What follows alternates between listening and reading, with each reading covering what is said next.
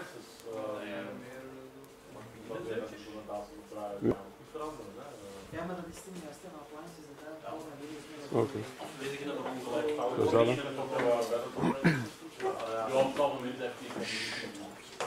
We will begin the talk. People who want to enter or do not want to enter? Okay. Okay. Good afternoon, everybody. Welcome in this sunny afternoon here in Wilrijk. It's nice to have open source people around, and well, it was already a nice 2 days. So hopefully this presentation will fulfill its goal to make it some interesting part. I will talk about relax and recover automated testing. It's a two-folded presentation effect because first of all, it's a little bit about relax and recover. My first question is, you may always interrupt me and ask me a question. And my first question to you is anybody of here using already relax and recover? No. Okay. So that means that my first part is still useful for most of the people here present. And the second part is a bit about the automated testing. But okay, let's continue. And then, I already said what it is. And the third part is a live demonstration. So it's live, and you will see it. I will explain it while we are going through the presentation. I think most people here already know me. For those who don't, okay, you can find my information on the internet. Okay, I'm an old guy. I used to call myself senior. No, I don't want to do that anymore because it becomes too literal. Right. So relax and recover. Part 1. It's about disaster recovery, and that's in that area here. But disaster recovery is only a tiny piece of the complete picture, and the complete picture is in fact a circle. It's business continuity as a whole effect. And I already gave once a talk about it, and it's quite interesting. It's about prevention and risk management. You can avoid a lot of errors, stupid errors, by looking at it and try to prevent them. And to prepare yourself, do a business impact analysis, and so on and so on. It's too complicated for here, it's not interesting enough. Response team, in case you have a disaster, you need people to work on it. So when a disaster occurs, you may not look for people anymore. You must have a list, and you must be able to call them, and they must be prepared. So that's here, and these people are known and working on it. And these people, in fact, are using the recovery plans. And in that area, you can find relax and recover. Okay? We can continue. Hopefully, it's not the Titanic if a disaster occurs, your data center, but you have a business plan and you know what to do.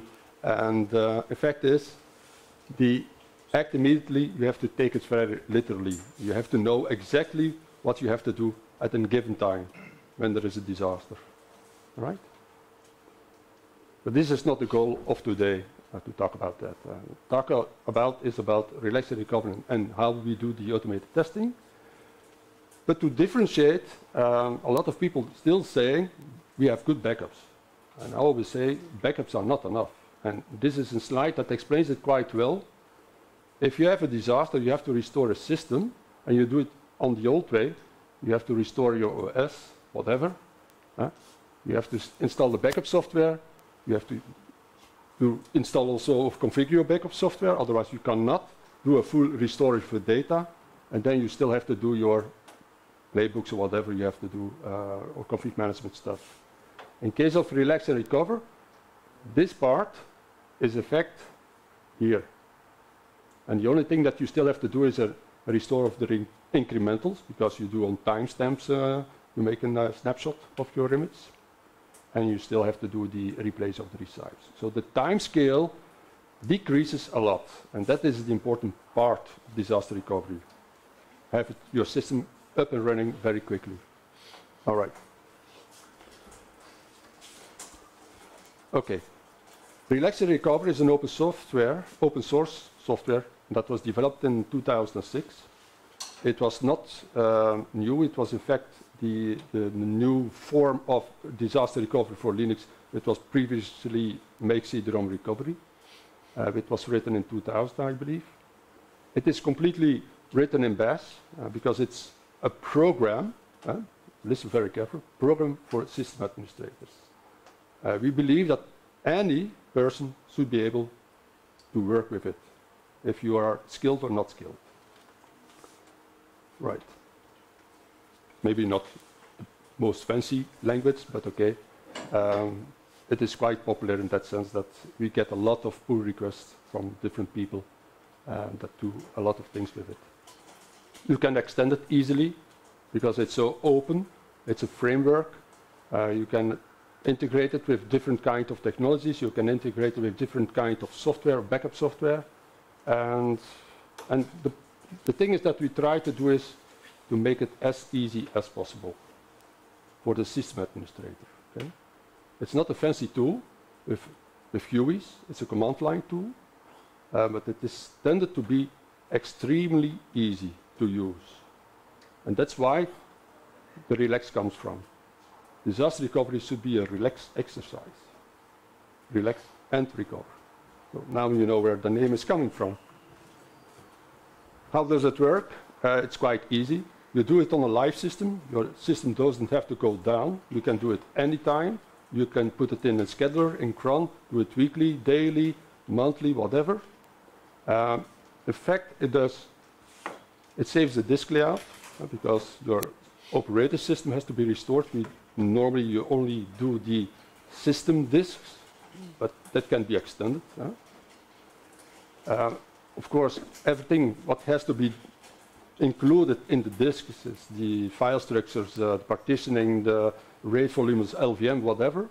Everything is recorded and can be restored afterwards. Also the bootloader, and then we store the files. The internal backup mechanism is using tar, GNU tar, that's the simplest form, but it can be extended with rsync and with whatever backup software there is on the market almost. And of course, the most important thing, we create a bootable rescue image from your current system.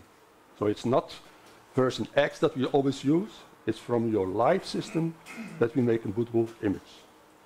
So you always have the same one-to-one relationship. Can be done online, already told you that. So the rescue, sorry, question? Yeah, does it mean that if you have 1,000 servers that you need to create 1,000 bootable mediums? In principle, yes. But in theory, that's not always necessary because Relax and Recover has been enhanced that it can use a central configuration. And that if you have 1,000 systems, they are all alike. Okay, you just use a central configuration which is coming from a HTTP server, web server, whatever, or even on a NAS, and you can just continue. You just say which modules need to be included in yeah, yeah, that's possible. But I must say, then the majority of the customers or clients or users are using one-to-one relationship, and they have a big NAS server. But okay, or they use a central backup system and they only have a rescue image. Okay. This is the rescue image. So it's a bootable image from your live system. It contains everything about your system. So the disk, everything around the disks, the kernels, the drivers, the network configuration, basic tools that you need to recover. And you can extend it as far as you want. There are basic, simple configuration files that you can just add as many applications that you want. And everything is running in RAM. That's nice. If you want to recover something, you have to do it outside your system, so it's in RAM. Okay? Basically, it looks like this, the disaster recovery flow.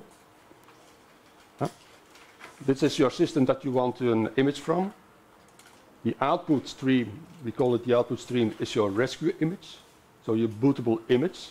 It can be an ISO, it can be USB, can be PXE booting, that's all supported. And then you have the backup stream.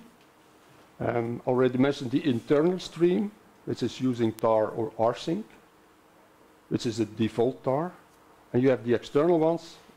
That's you define yourself which kind of backup you want to use to back up your data.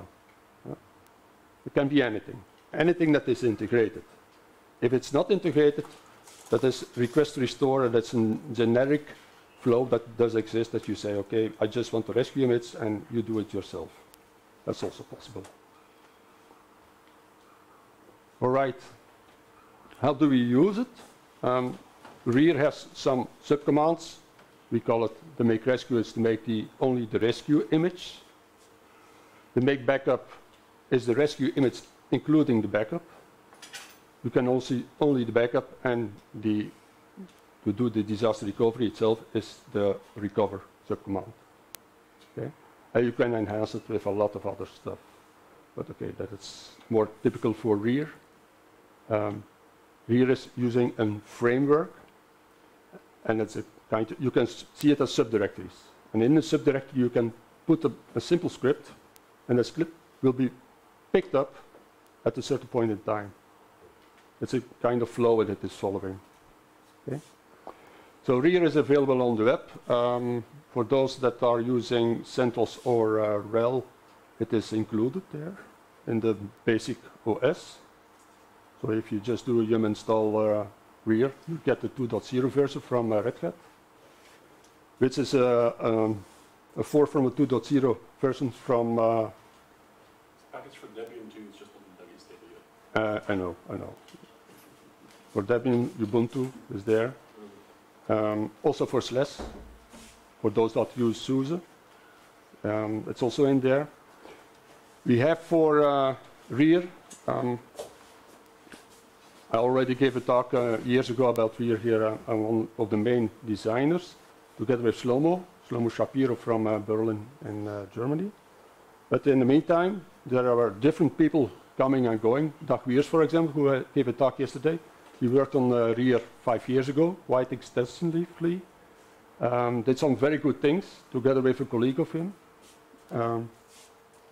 For the federal police, they did a lot of stuff. They're using USB disaster recovery over there. But okay, developers come and go, and now we have some few good people who are there already for a couple of years. One from SUSE, who's working 80% of his time on rear.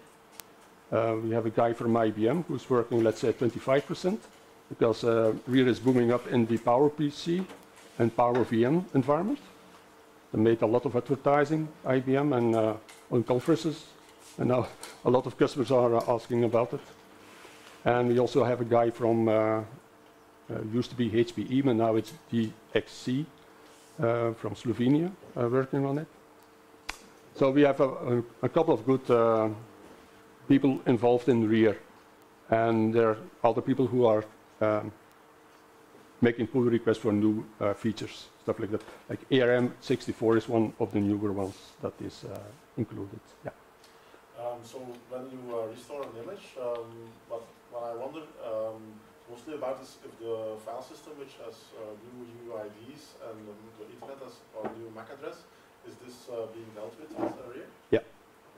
That is all included. So it's specific for certain Linux distributions where it knows how to find those files? That's why rear is complexer than you think it is. Because there are different distributions with different characteristics of doing things, and that all has to be known within rear, even from different kinds of versions, because RHEL 5, 6, and 7 quite different. And these are the simple ones.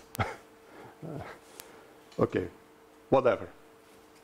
So rear is very good supported on the x86 Intel AMD platform.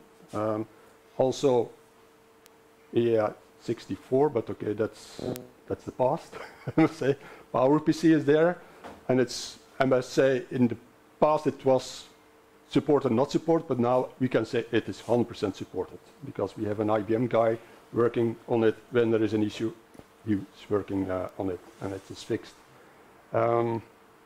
ARM64 is now also in the booming, let's say, and it is already incorporated. I'm not 100% aware about the if it's 100% working or not, because I'm not really involved in that architecture, but okay, it will come. for sure. Okay. Before we jump into the automated testing, testing rear, because it's now already more than 10 years, and from 2006 until now available, was always a problem. Due to the fact there are different architectures, different versions of distributions, and etc., it was a pain testing. So therefore, automating that helps us if we make a new release, well, a new release in HitCup, we make a new branch or whatever. Testing that is very important, and we cannot test everything at the same time, and that takes time. Even if we make a new release, bug fixes are important afterwards. So it is a problem, and it will stay a problem in the future. I'm pretty sure of it. But okay, trying to deal with that with a new project. And one of the things is the rear builds. That's also there for already 10 years almost. I'm using the OpenSUSE build service. This is a basic of every day when there is a new release. It's up there, so you can always have the latest release. And there are also stable releases, of course, but okay. It is there. We have support. The free support is, oh, sorry. Oops, I'm going the wrong way. The free support, I must say, is very good because the guy from SUSE is almost dealing there on a daily basis. so I think it's not bad. There's also commercial support for companies who are enforcing it, so you can talk to me. All right, rear automated testing, how does it work? This is a try to make a picture how it is today. Doesn't mean that it will be the same over a couple of years or a couple of months. Let's start with HitCup. HitCup is the central repository where the rear is stored. And also the rear automated testing software is also stored over there. So we have two rear there, and that is the symbol for the automated testing is a kind of circle because we always repeating the tests for each new release, and also stable releases are a possibility. This is the open build service, so that making RPMs of Debian packages. So that's there. What is the purpose of the rear automated testing? I want to simulate a full cycle with a client VM, server VM, and then recover VM. So here, how do we make those boxes available? Because I'm using Vagrant or libvirt. That's also a possibility, but most boxes I'm using are using VirtualBox. So okay, so that's why I put here VirtualBox is the central component to build up the boxes. The boxes are coming from here. I even made one new Vagrant box for /11 because I was asked to build a /11 test case. So that was not existing, or the ones that I found were very crappy and not fulfilling my needs. So I made one myself. That was an interesting task. You can find it on my HitCup pages if you want to know how I did it. Important to know is that these boxes, okay, it's a plain box. For example, the server, that should be an NFS server also. It is also a Barrios server, but because for Barrios they hired me to make their automated testing. If they make a new release of Barrios backup software, I do their testing with a stable release of rear to prove to their customers it's working. They pay me for it. So that's why Barrios is in here. So I have to install Barrios over there, also on the client. And how I'll do it, I use Ansible for that. So the playbooks are also part of the automated testing project. You can find everything on the internet, how I'll build it. Another interesting piece is, how do we prove that the client is recovered successfully? But this client is recovered successfully on the recover. It boots up. Are you happy? Most of the time, you're already happy that something comes up.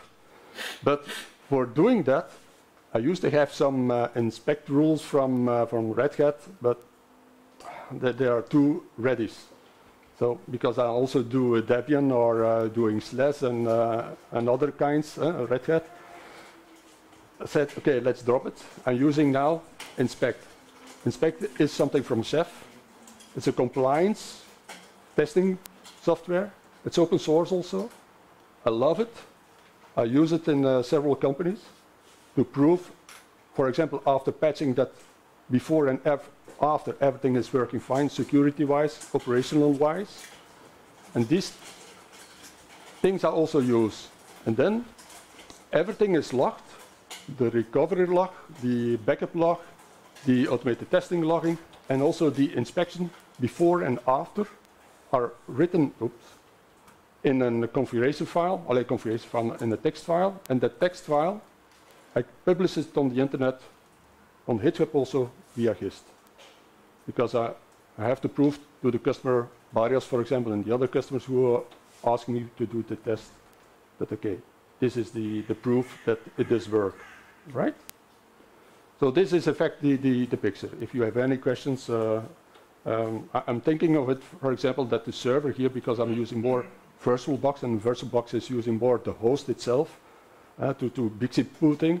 So less and less the server has a need for Bixby booting. For Livestream, I use the server, for example, but for VirtualBox, you have to use the box itself, the host.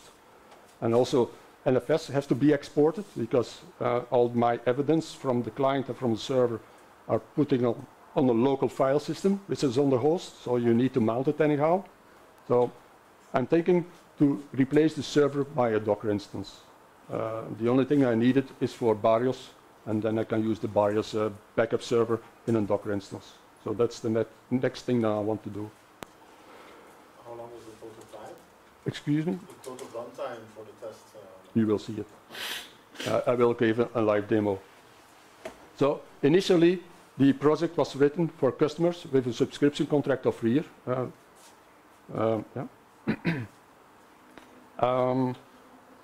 But it was using CentOS in CentOS 7. That was the first one that I supported. That was a year ago, a little bit more than a year ago. Then Ubuntu came, 14 and 16, and now since last month, in fact, this /11 and /12 were also included. So for that one, /11, I made a Vagrant box. And I already told I'm using Ansible to configure the client and the server before I can do something with it. You have to install Barrios client, you have to install on the server the NFS server, you make all the things you need to do with a simple client. It have to be a usable environment to prove that something is working. Right. Good. So what does it do? Well, first of all, it starts up the client and the server VM. That is the script that I will demonstrate. The first thing it will do, it will make a disaster recovery image, put it on the server or on the Vagrant host. You can define that through REAR itself. REAR has a configuration file for it. What is included in the REAR automated testing? These things are in fact part of the REAR configuration. You can use NetFS that is using GNU tar. That's just an internal one. That's the one I will demonstrate. Also, for the fun, I added duplicity and dupli. So that's to prove that the client and server is really communicating over an rsync backup. And of course, also Barrios, that's the guys who hired me in the first place to do their work a bit on the automated testing. There are two methods. I can use Pixie and ISO booting as a methodology to recover your image. And then I restore the data, I reboot or recover, and then I do the tests again. Does it fulfill the client? Is it the same on the recover? Okay. This is in fact the picture of it. I think you get the picture effect. That's the host and the client and the server are kicked off. And you do your stuff with the client, you make your disaster recovery image, you put it on the, or here, or over there. If you're using Livestream, I put it on the server. If you're using VirtualBox, I put it on the host. So, and then you just stop the client, and you kick off the recover, and then it recovers, and then it reboots, and then it should be the same as the client. So there are two networks. There is an internal network. Oops. There's an internal network, and you have a DHCP network. The DHCP network is important for the provisioning, because I can pull from the internet. Also, the rear-automated testing, pull from the internet the latest version of rear, if I want to test the latest version. So I can do it every day. If there's a new version, I can test it. Okay, setting up the Vagrant box. Okay, it's quite clear that you need a host system. It was built for Linux, but it works on the Mac too, and this is the Mac.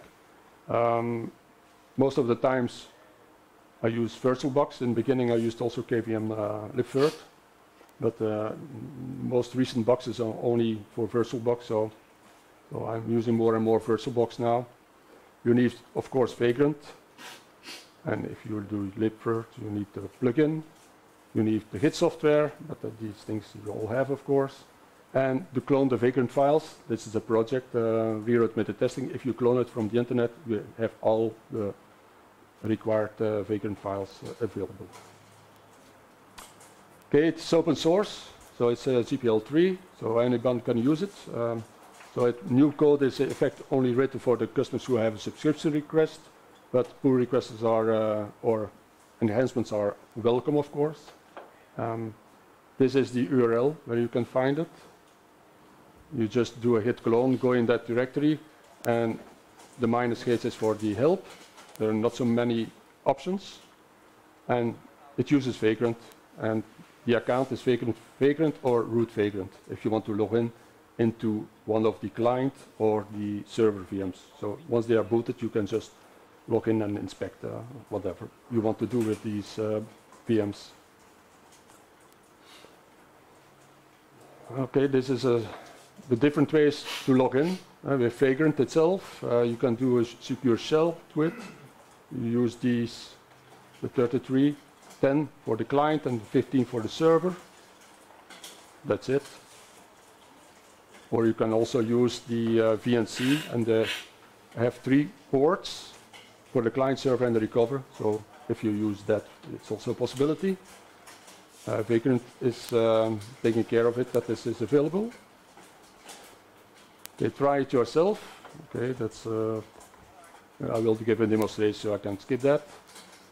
Why do I use it, or why is it was written in the first place? It was a kind of validation process that to see if we have new commits, pull requests added, that the basic functionality of rear is still working. So I most of the time use it daily. It's also used for bug hunting. It's for me very easy to set up an environment, just to kick off the proper distribution, and it does it for me automatically. And then I can do my compliance checks, which I find very, very useful. And these are not finished. It's an ongoing thing, of course. And also to prove that the unstable versions are rather stable, put it that way. I also have an option to test the stable versions, because Barrios, for example, is asking me that if they have a new version of Barrios, to test an older release with the new version of Barrios. So I can just say 2.2, 2.3, whatever, and it just pulls up and uses that thing. And also, if you want to test new integrations, it's just to make a new template for it. The template is a configuration of Relax and Recover, what is you're using in a live environment, except that I use some, well, I can show it, but it's just the server and the client are not written as that. It's very trivial. Voila. Time for a demonstration now.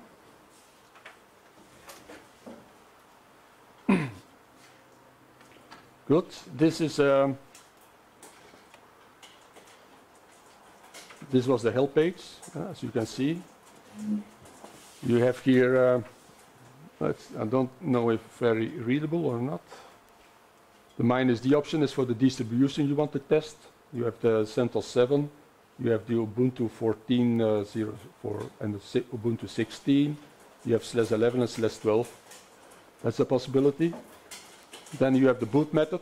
There are 2 options there, SPXY booting or ISO booting that you can have. The -S option is if you want to use a stable version to test. But if you don't use it, it is always the latest Git commit from the unstable. Put it the unstable, the master trees in Git.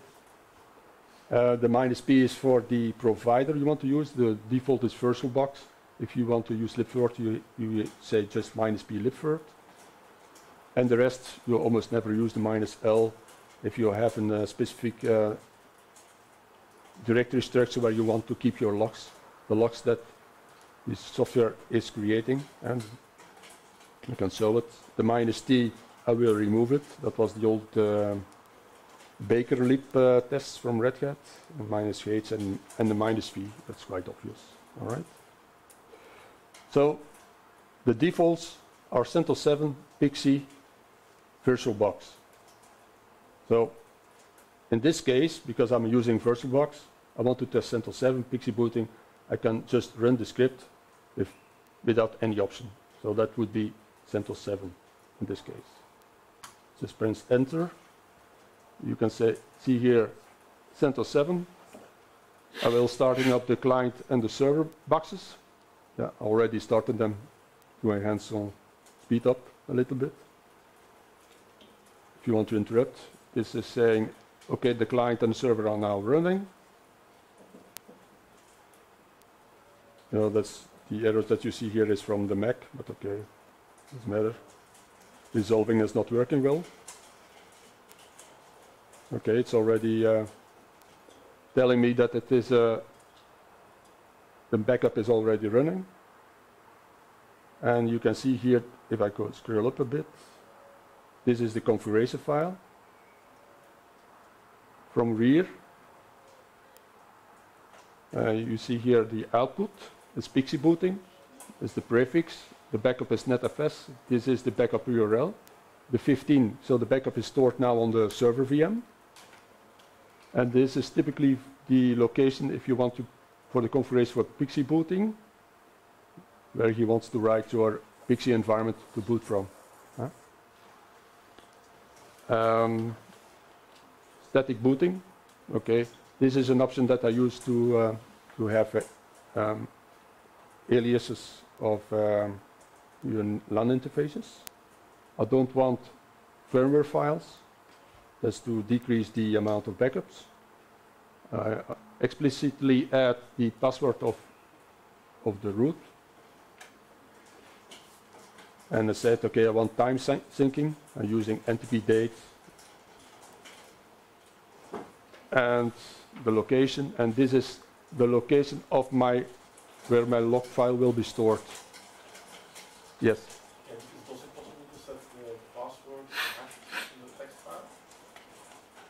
Yes. Yeah. But this is it's an internal testing system, so I don't care. Okay, maybe it's almost done now. You see, exiting. Okay, I wanted to give you some more So the backup was successful. Now it's helping the client VM. So you can see it here, shutting down. So that is driven by the rear automated testing script. Now it will start the recover VM. And then you see the VirtualBox console popping up. Pixie booting is started. It should find his boot area. Well, this is a live demo, so if it fails, no, it doesn't. Okay, it's good. So this is the menu, because it's unattended. I defined it unattended because I don't want to intervene with backups in this case. So let's do it all automatically. It defines everything, tries to define everything itself, if possible. If it's not possible, then it will just stop. You will see it's already busy with the restoring the data, so it goes fast. Huh?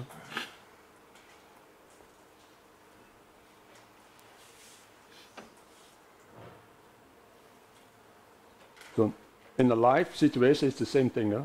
It's not cheating that I do here. Huh? I just say unattended.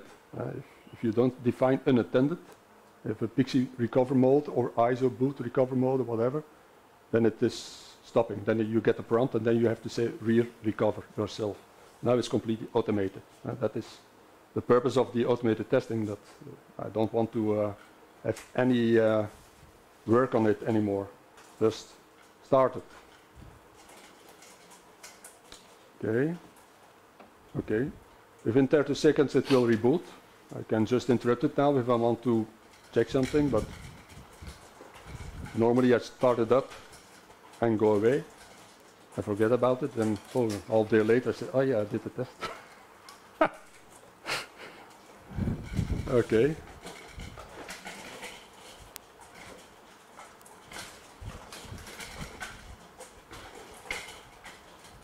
Wait a second, I close the window a little bit.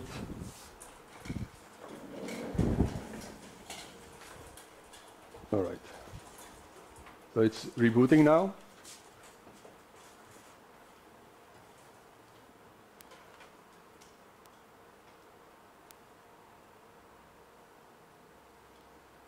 Voila. That's booting up. And you should get your prompt within a few seconds. Of course, with systemd it lies. You get your prompt, but it's not started yet. All right.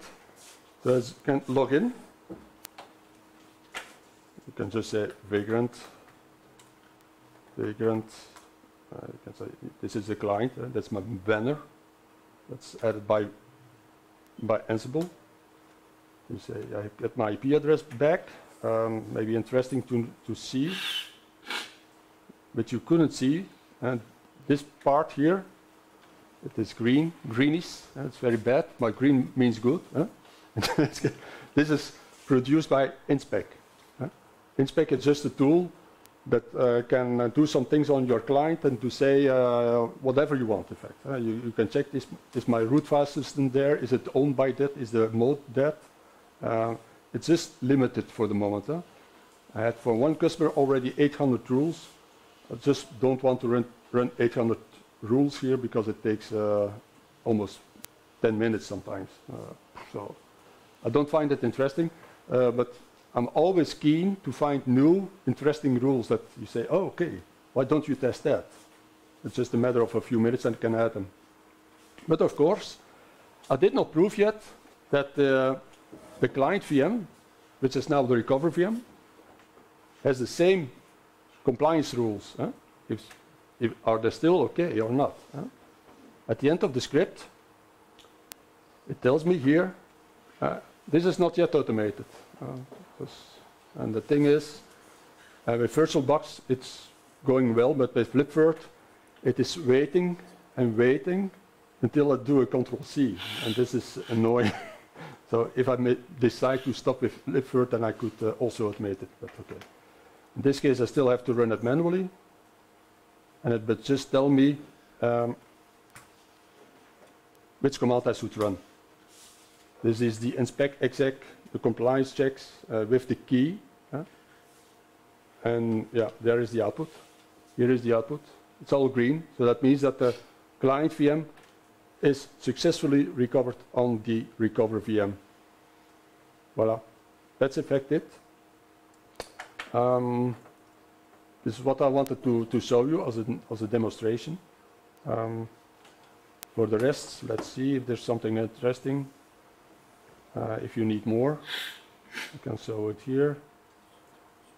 I had some backup slides, but the backup slides are not important. The rear and rear support you can find here. If you want to help with it, have ideas, they are always welcome.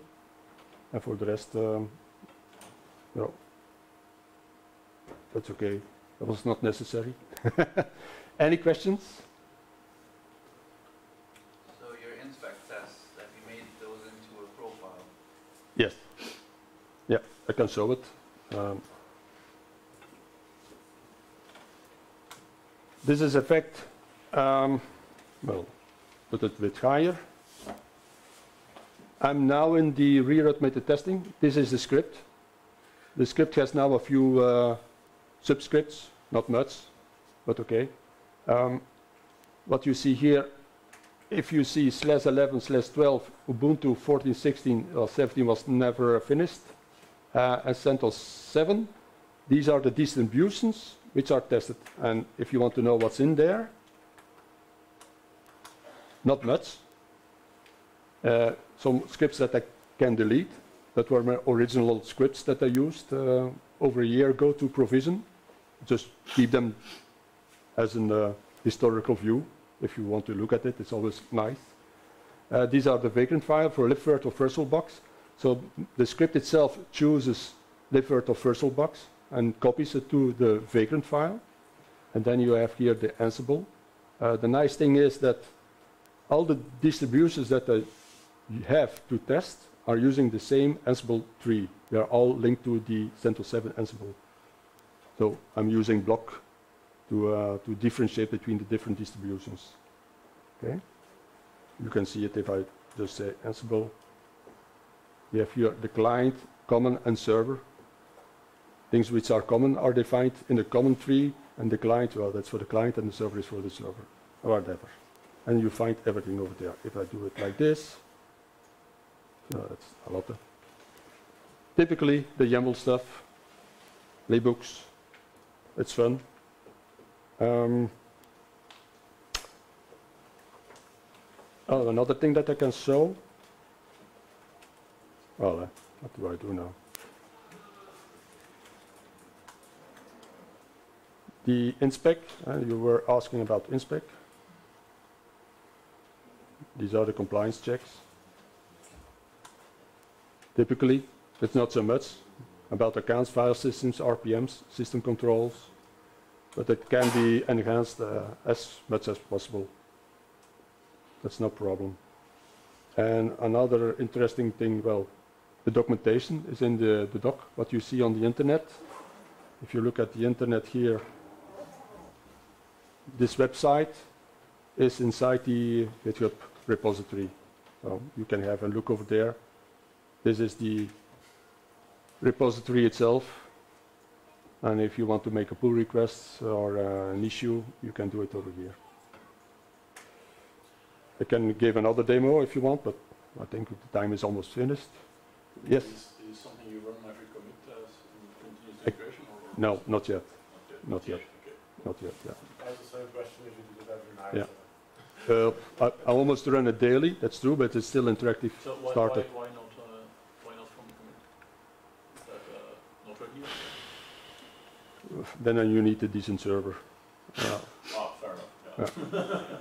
Yeah, and I still run it from laptops for the moment, and maybe I should build a decent server, and then I can. I already have a small server for my my repositories builds on the open source build service. That's completely automated. It's a box which I forgot about, and that works automatically, so I don't have to do anything. But for this, I agree that should be done with a webhook or something like that. Right. No, that's, But you can just put it on the server, set a build in front of it, and yeah, I know. it's not bad. I've seen demonstrations with Jenkins already. That works too. Yeah. But okay, any other questions? Yes. So you showed NFS to store the backups. Yes. What kind of other storage is possible? Oh. You mean Gluster? No, maybe. Well, that's NFS as well. Yeah, that's true. But maybe Amazon S3 if you want. Yeah, offsite. you can do it with duplicity. Yeah. Okay. Yes. Yeah, that's included with duplicity, and there are users using duplicity with Amazon Web Storage. Yeah. Okay. And for the rest, I think any kind of backup solution you can think of, commercial and open source, is incorporated in Relax and Recover, except for Veeam. Yeah, that's the only exception. Yeah. Who cares about Veeam? Oh, sorry. And for the rest, yeah, Okay. Yeah. I think, yeah, it's limitless almost, because it's open source. You get a lot of pull requests and enhancements, things I never used. You can use it for cloning. It's used a lot for cloning. A new consultancy companies in New Zealand and in England who are doing it on a daily basis. They use it also for physical to go into virtual, from virtual to go to Amazon. Shlomo, for example, he works now for the Deutsche Post, I think. Oh dear. The Post. And he uses it daily now for migration purposes. Yeah. So, because it's so open, you can do anything with it. Okay. That was my talk about the automated testing. Thank you. You're welcome. Thank you. So there's going to be an administrative change. Christoph, you're in that room because the car is here.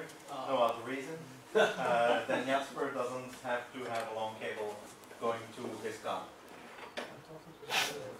Which should be lying here. It's terrible scheduling because I actually wanted to see this. Yeah, but you didn't mail. Well, that's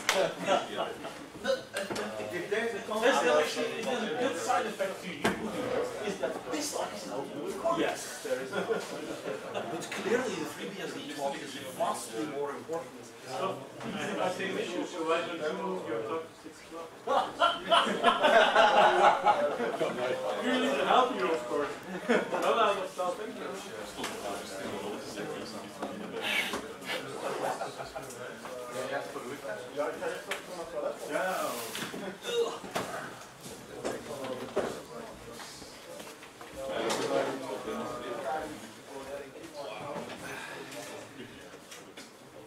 Nee, is dat maar. Ik heb het tijd gezet, was het. Ik heb het tijd gezet.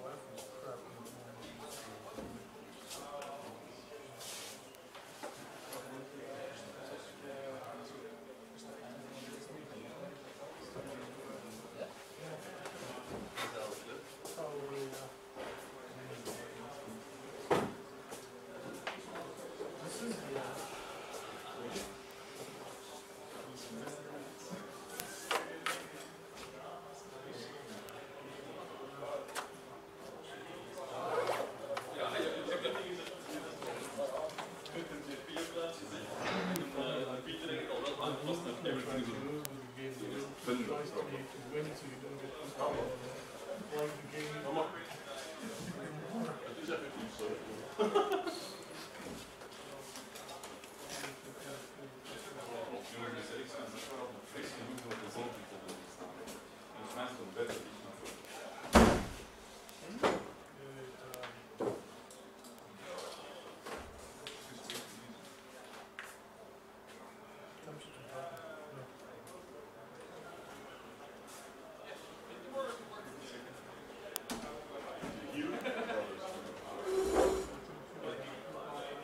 Werkt dat eigenlijk? Daar zo wat zien. Enkel voor u, man. Doe je het allemaal zelf.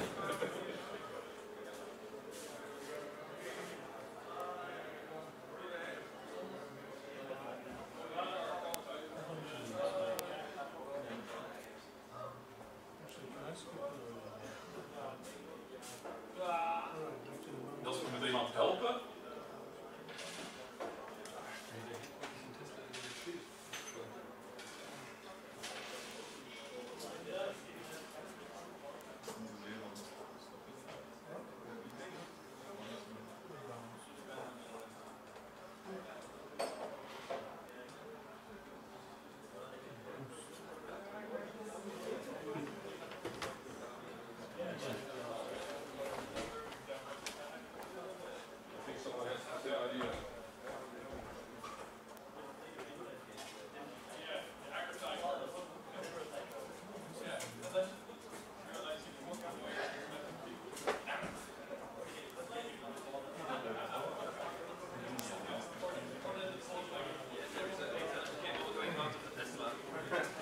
And no, you're not allowed to do that in mine. And just put it on the wiki so we can hack the car and steal it.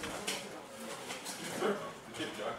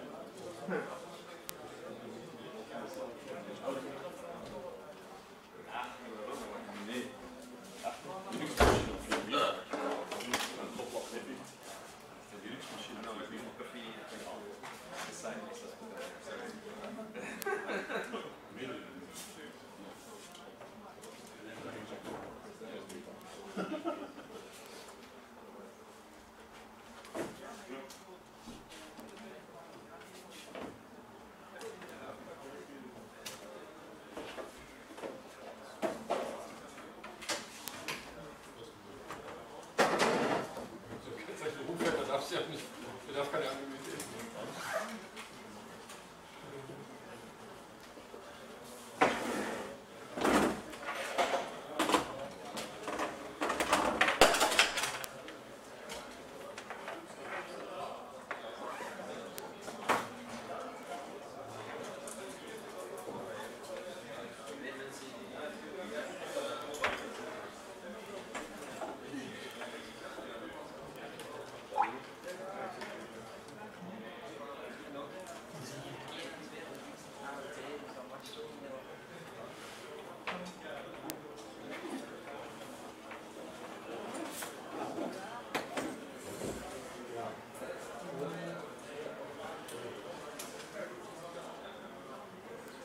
Waar ik het USB-internet heb, zo kunnen we weer ik zeggen dat ja, zo.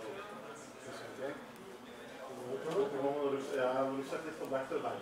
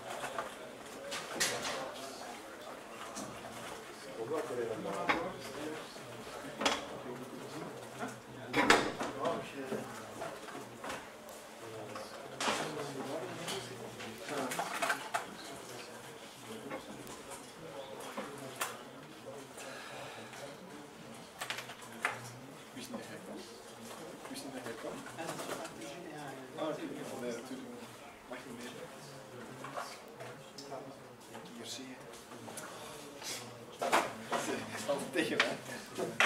Het is dat eigenlijk wel.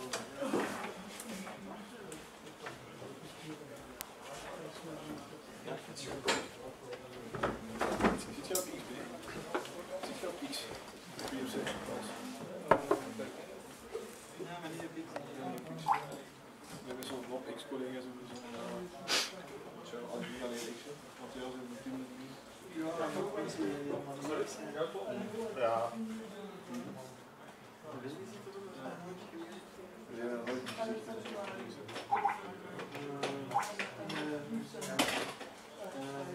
Ik ben nog niet getraind. Is er een stand op je laptop? Ja, dat is wel zo. Ah, dat is de bedoeling. Ja, dat is Ja, oké, omdat er... Ah, nee, dat is fijn, maar ik had hier ook gezet. Hij gaat er ook nog. Ja, maar je bent gewoon nog net bezig. Ja, ik had hem hier afstaan. Je kan altijd hier minder zetten. Nee, het is maar dat je, wat ik wou voorkomen is dat jij binnen 2 minuten zoiets hebt van, maar mijn geluid staat toch af, waarom dat komt. Dat had een JP gezegd. Ah, oké. Is dat ook weer zo? Verhogen? Dat maakt niet uit. Maar ik moet wel niet tegen mijn haat zeker. Dat maakt niet uit. Maakt niet uit. Oké. Hier pas, ik kan niet naar boven. Dat maakt mij uit, man. Oké. Oké, doen, ja.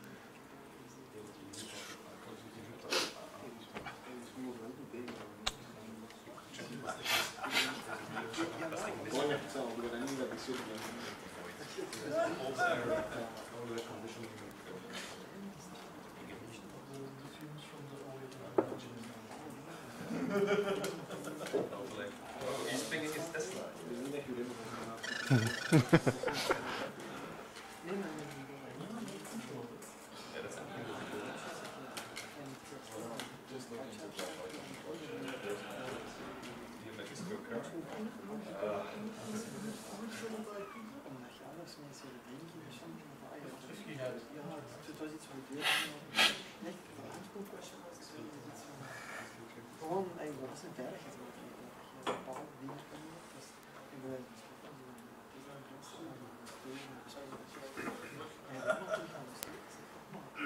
in je hoofd misschien. Ik zal mijn laptop voor die.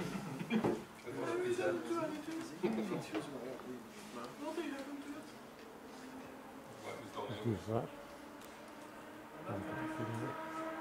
Ah. Somebody close the car. Maybe somebody close the car. No. I don't know. Ja. Eens kijken of dat de centrale controle op is. Gewoon op duwen is. Can you charge it? Oké. Have you tried turning it off? Is it funny or?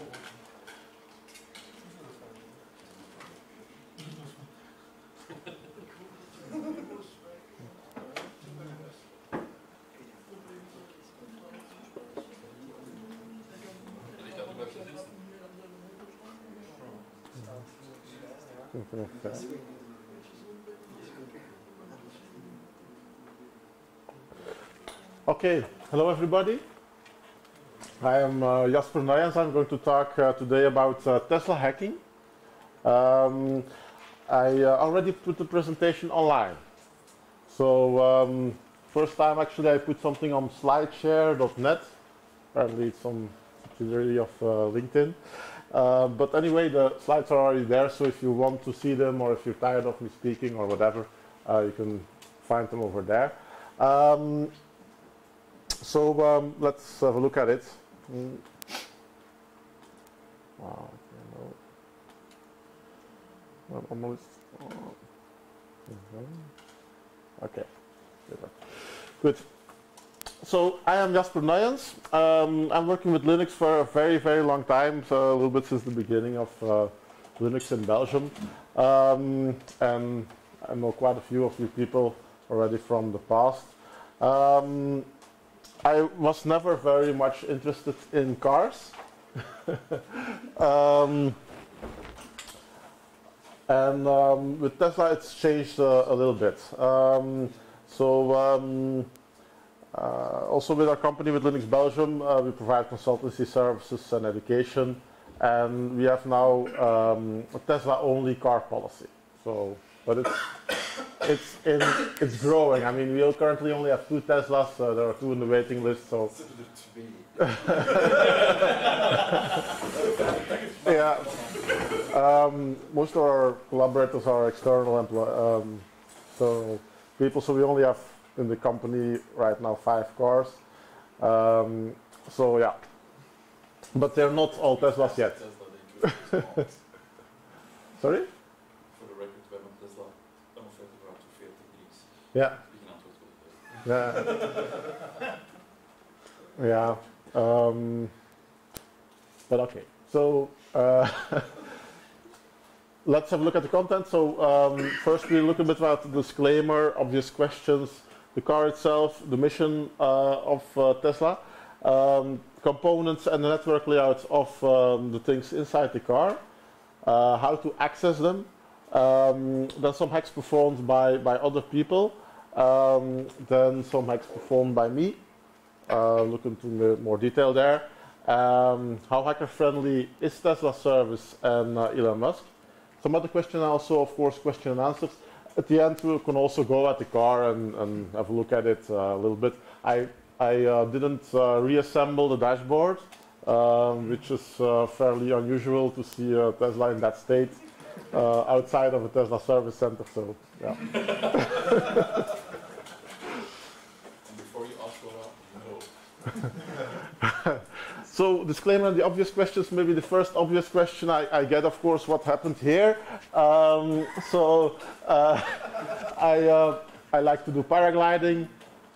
I had a very nice flight of 34 kilometers almost in Colombia, but in the end I misstepped my foot with landing and broken foot. It was about 1,000 flights that I have with paragliding. First accident. Big operation, and 3 more weeks to go, and then I'll be free of this, hopefully. Okay, so disclaimer-wise, first of all, it's very important to realize I'm a Tesla customer. I am not a Tesla supplier or a Tesla employee or something like that. So whatever I tell you, don't believe me. Tesla hacking, of course, might be dangerous. It is a car which weighs more than 2 tons. It has very fast acceleration. It is completely electronically controlled, and also has a high voltage battery system. So if you work on it, you should take some precautions, or not. Also, it's uncertain what kind of level of endorsement there is by Tesla themselves, both officially and unofficially. It might void the warranty. This is also a question I get a lot. It might not. The Tesla warranty by default covers basically everything. And personally, I'm not a trained mechanic. It's the first car I actually work on, aside from replacing a lamp in a car. But if I break something, I don't claim warranty from Tesla. I try to be honest about what I break myself. Tesla has been very reasonable with respect to that. Actually, I've cost them some extra work. I also told them that they could invoice me for the extra work. They didn't do that till now. Only with one small plastic part where I broke it off by pulling too hard.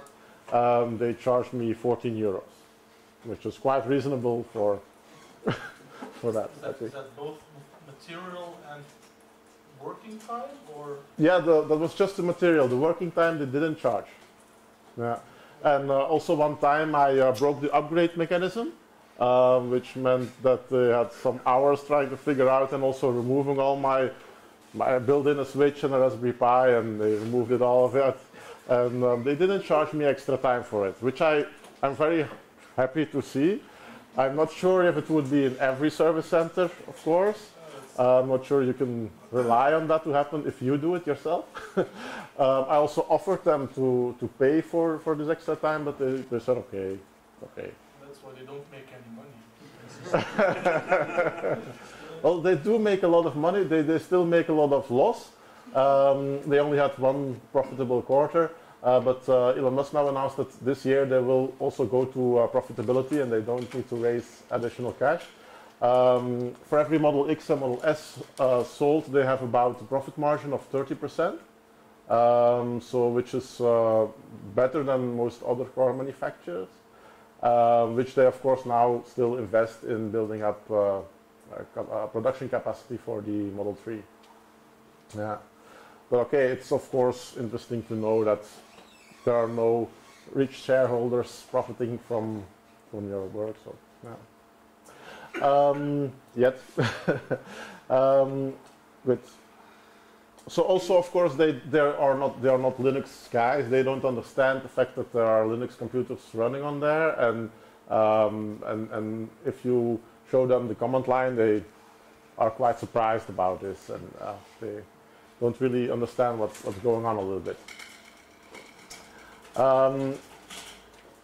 www. There are some questions. Wife. My wife was, of course, a little bit surprised that as fast as I got my brand new, very expensive car, that I wanted to break it open. So the warranty question, not really answered, but as it's going right now, I'm very happy about it. Why? Yeah, of course, it is, as Chris also told me, a very expensive Linux computer, which happens to have wheels.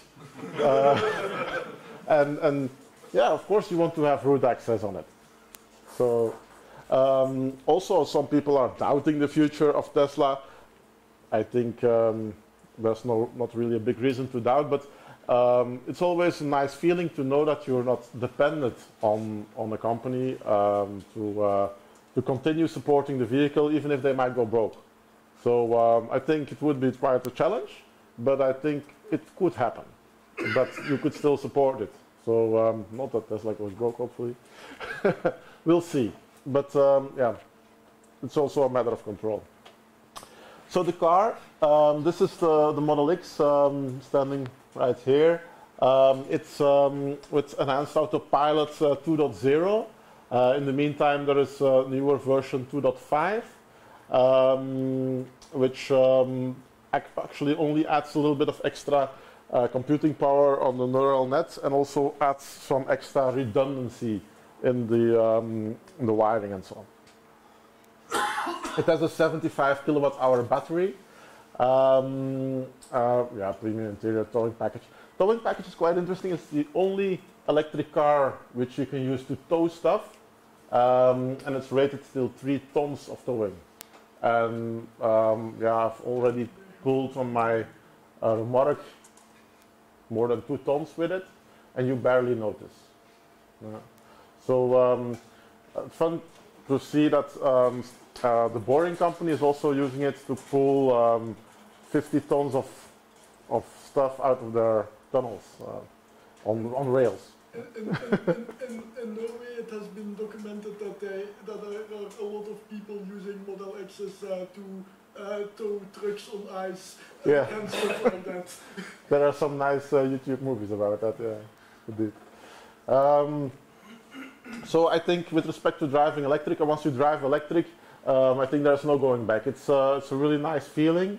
You wonder why it ever happened that it was not from the beginning. Well, it was already from the beginning driving electric, but then it got derailed a little bit because battery technology took 100 years extra to develop properly. So the range of my car is officially about 310 kilometers. In practice, it's a bit less if I drive in high speeds and cold weather, 250 mostly. But you never have to go to the petrol station. This is something people sometimes forget. I just plug it in when I'm arriving at home. I don't need to wait for it. I just plug it in and walk away. And every morning it's full. So the battery capacity is only valid when I drive more than this amount in one day. This happens when you go to the coast, for example. But with Tesla, they have the supercharging network, which allows very fast charging, 120 kilowatts, which means that it charges at about 500 kilometers per hour of charging. If you make sure that you're not in the 10% lowest battery state or in the 20% highest battery state, then it will charge at this rate. So if you take that into account with your long distance driving, I've been driving to France, to Italy, using just the supercharging network and without having the feeling that I had to wait, just by making sure it was during my lunches that I could eat something or have a toilet break and have it charged then 100 kilometers extra to get to the next supercharger. Also, the autopilot is of course something which is important in this kind of vehicle and will further develop through over-the-air updates. It is not full self-driving yet, although it might sometimes give a little bit that impression. It is tempting to look away and to do other stuff in the meantime, but it might kill you. Oh, sorry? It might kill you. It might kill you, yeah. Like normal driving also might kill you. So I think for me it enhances the security of my driving, because I used to drive on non-autopilot vehicles with my mobile phone answering emails. So I never say that somebody should do that. Very dangerous. So I even do that less, I think, with autopilot, because I'm more relaxed and not stressed out so much. So that's the biggest effect, I think, from autopilot, having less stress. The mission from Tesla is to accelerate the world's transition to sustainable energy. I'm not a tree hugger or something like that. I like the fact that it runs Linux. I thought the car was really overpriced as well. When I was in Iceland and I saw the glaciers melting over there, I'd been there 10 years before, and there was really 10-kilometer difference in a big glacier. So I said to myself, okay, I'm just going to buy this Tesla. And I'm quite happy with that. This year we drove 38,000 kilometers with it. We have electricity generating on our roof. And apparently this would be about almost 9 tons of CO2 production. Yes? Do you have a home battery as well to use your electricity to charge it at night? I'm not using my own electrons. No, I'm actually using the net as a battery. But I think we pay pro-consumer tariff for that reason. So yeah. Sometimes, of course, the car is charging while the solar panels are generating electricity, but it doesn't necessarily have to be at the same time. There is not really a big incentive, I think, in Belgium for that, which is a sad thing, because it would make the net more like a microgrid, where the energy is more distributed, produced and consumed, so it would be less effect on the total net. On the other hand, yeah, we'll probably see initiatives for that, for having more variable electricity price over the day in the future in Belgium as well, I presume. But okay. Also, the ecological footprint of production of the cars is sometimes being emphasized by lobbyists against electric cars. Obviously, it's very important to point out that there are very dirty cobalt mines in Congo, where child labor is used and this kind of thing. Cobalt, which is often an important component of a lithium battery, as we find it in a laptop and a mobile phone. Tesla uses only half of that percentage of cobalt in their batteries, and it doesn't come from Congo. On the other hand, it's also the case that these batteries, of course, will be 100% recycled. It's a lot more expensive to go and get it outside to dig it up than to just recycle the battery. So yeah, regular cars are not recycled at all. So I don't think that's a real point. I think the only point, which is obviously is better to walk, or to take a bike. But okay, for me that's not an option.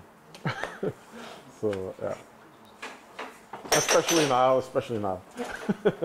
So Tesla is also making solar roofs and grid level batteries and home batteries to have that as a total offering. But okay, let's have a look at the car. So here you see that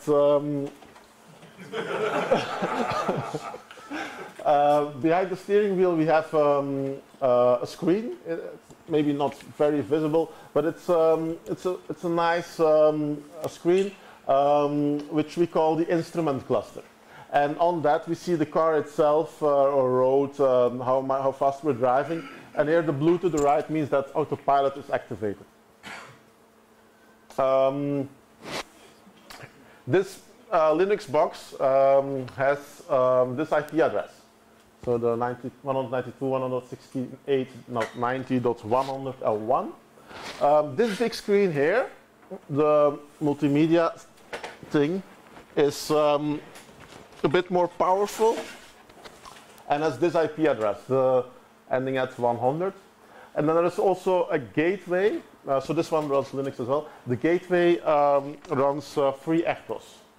And it has 102 at the end, and it actually acts as something in between your car stuff and the car itself. What do I mean with that? Well, this Linux, two Linux systems here, they don't have a lot of direct connections with the car.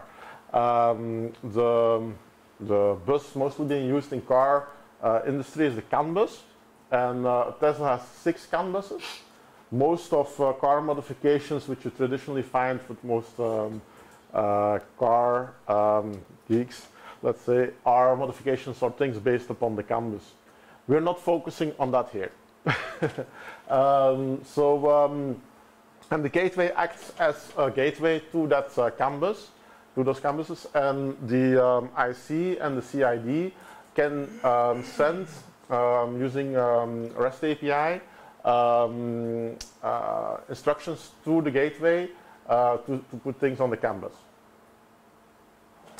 Voilà. And with some undocumented vehicle API. So the instrument cluster behind the steering wheel runs a custom version of an NVIDIA Tegra 2 SoC. If you do a cat proc CPU info, and then we see here it's a single core system, Tegra P852, which has quite a large GPU part in the processor. It boots from a SquashFS compressed read-only file system. SquashFS is also being used on live CD of Ubuntu, for example. It's a compressed read-only file system, so it decompresses on the fly those files which are needed. There is a tempfs which can be with Union SSS over it, so it can still be written to, but those changes are not persistent. The /var partition is writable, which is practical for our modifications to store them on the instrument cluster itself. Also, the buttons on the steering wheel, they are not connected in the CAN bus to something strange. No, they are connected to the instrument cluster itself. This is probably to minimize wiring. It's close by, and this is also a fun way of testing the Ethernet connection between the instrument cluster and the CID. So when you use the scroll wheel to put the volume up and down, these are UDP messages sent over this network. And if the connection is broken, then you cannot change your volume anymore in this way. So that's quite funny. I was at the Tesla service center, and they showed me that they couldn't change the volume anymore. I said, oh, yeah, it's the Ethernet connection. I said, what? And said, do you want to come work for us? I said, well, Maybe in the weekend. Section number 1. Question number 1. Yeah, problem. Good. All the settings are stored in an SQLite 3 database. So that's also quite funny. And they are hidden away in a directory starting with a dot. Yeah. So then we have this massive 19-inch screen in the middle, the CID, as we call it. This is an NXP, or Freescale before that, IMX6 quad-core system. This is not the latest generation. So just a month ago, Tesla replaced this with a newer system, Intel-based system. And this is the same system or similar system being used as in the Model 3, basically. So, but okay. It also has a relatively crappy Qt-based web browser, and there have been some experiments on trying to get entry through that web browser in the past. It also runs Spotify and allows to control most of the settings. The navigation on it is based on Google Maps and so on. Yeah. This is an Nmap port scan of the central cluster, and we see that we have OpenSSH running, DNS mask, and then RPC bind, which is being used for NFS. And then we also have quite a few of other open ports, which are specific for our applications running, our Qt applications running on the systems. So then the gateway itself runs FreeRTOS on a Freescale MPC 5668G. It has almost 600 kilobytes of embedded RAM, so it's a really small, limited system. But it's attached to the CAN buses themselves. The firmware of it is loaded from a file which is located on an SD card, which is put inside the CID. Inside a release.tgz file, you can find it. It's called gtw.hex. It's used to contain in clear text the unique password to get access over the network directly to the gateway. And it was a point of entry which was discovered in 2016, but it has since been closed by Tesla. So yeah, it's a bit sad. There might be another way to extract a way of getting access to the gateway from this gateway.hex file. If somebody is there with lots of FreeRTOS experience, always welcome to help out. But okay. Maybe better from an embedded Linux or embedded conference to ask that. So what kind of data paths exist right now? First of all, it's maybe interesting to mention the nightmare of Elon Musk. Elon Musk has once said that one of his nightmares would be that due to some insecurity in the system, somebody would send all Teslas to Central Point in New York or something like that. And yeah, let's hope it won't come true. They have put quite a few safeguards in place, making it even when you have access to the internal networks difficult to access these systems. They don't use a signed boot mechanism like some smartphones are using, which is a good thing, I think. I mean, it makes it easier for us. But there might also be, because of legal reasons, GPL3, for example, doesn't allow it. So I don't know. Or just yeah, other reasons. Obviously, there is also Tesla Android or iOS app, which allows you normally to connect to your car. and allows you to do things like turning on the air conditioning, locking and unlocking the car, even allowing it to drive if there is someone who you want to give the possibility to start the car and drive away. It's possible to do that for a limited amount of time, for 3 minutes.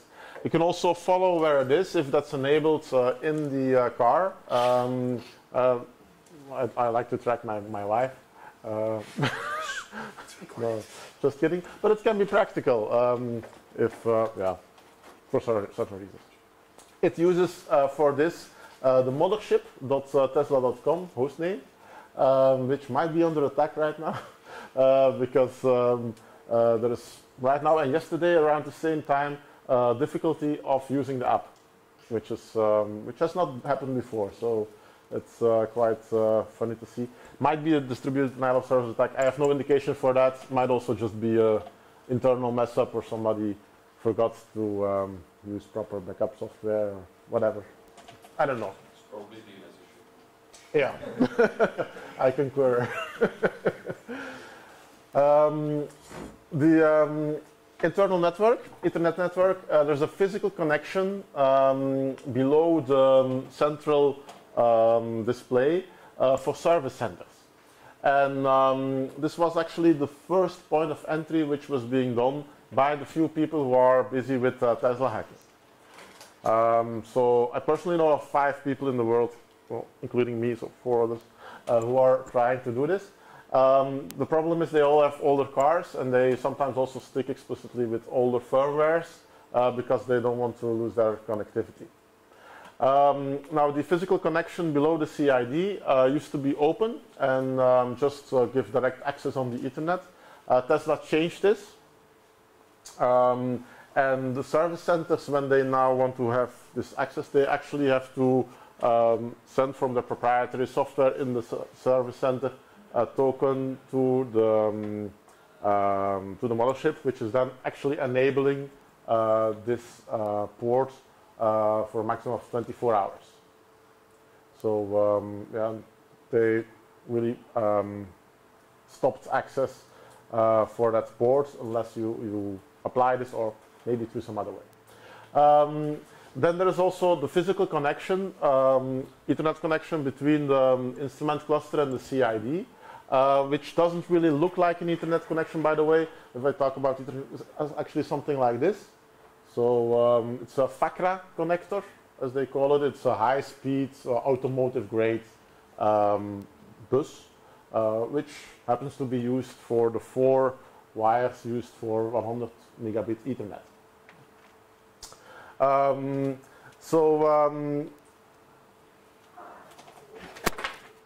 There are, of course, other possibilities, like with respect to the CAN buses, a typical old-school car modding. But this is something which interests me less, because, of course, it's easier to break things and to do things wrong. It is also something which will probably phase out. The amount of wires in Tesla Model S is about 3 kilometers, Model 3 about 300 meters, and with future generation of car they want to reduce it to a maximum of 100 meters, which matches a bit the Ethernet specification. So, yeah. So of course, at Dilemma you want to get inside your own Linux systems, but you don't want people to be able to abuse it, of course. So you decide to break open your brand new car. Luckily, there's only one tool required: brute force and balls. Especially if it's the first time you crack open the car. I was very nervous to break stuff, and for the panels to come off, you really have to pull hard on them. And yeah, so beware of the wife. So there is the car. I already removed some panels. You see here on the left side, some panels going away, exposing some screws. Then you pull out some more, and you pull out the ventilator, and you end up with finally, after 15 screws or something like that, being able to get the central, the instrument cluster from behind the steering wheel out of it. And then you see it's attached with 2 connectors. One is this FACRA connector, as I mentioned. That's the top one here. But here is also another one that looks a little bit more like, almost like a SCART connector, but it has a special mechanism where you need to pull it to get it out, and a release mechanism. So you shouldn't pull too hard on that one. That's the only tricky one, actually, I think, to get it out. And then you start to experiment, of course, to how you have to make the Ethernet wire. So this was my first experiment, trying to solder it, and then also, I had only a partial picture of something which was supposed to work, so I need to make all the combinations to finally see that I got Ethernet connection working. Yeah, you can immediately test, of course, using the scroll volume in the case where you didn't power anything off, which is maybe not what you should do, but what I did. Good. So here's then the improvisation wire there. In the meantime, I just bought connectors like this, and it's now a bit more beautiful. So on AliExpress, you can find these kind of connectors, and that's quite handy. I also put inside the car a switch, so I put a 100 megabit switch in there.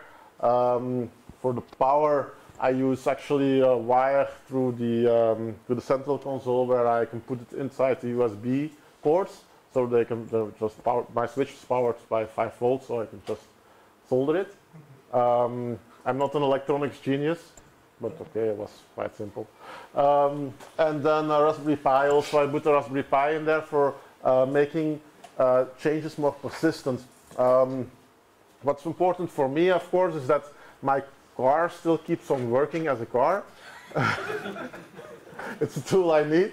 So I also think that's important if I bring it back to the service center, that it's not like this one time that they have problems with the car because I caused it. Also, the updating mechanism, I don't want to break it. What happened actually was that during the update mechanism, the two Linux systems power cycle.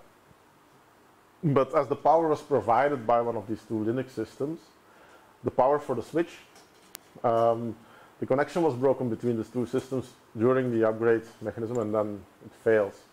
So that's basically my problem. I told the service people at Tesla, you have to put a small battery inside in between, but they said, what?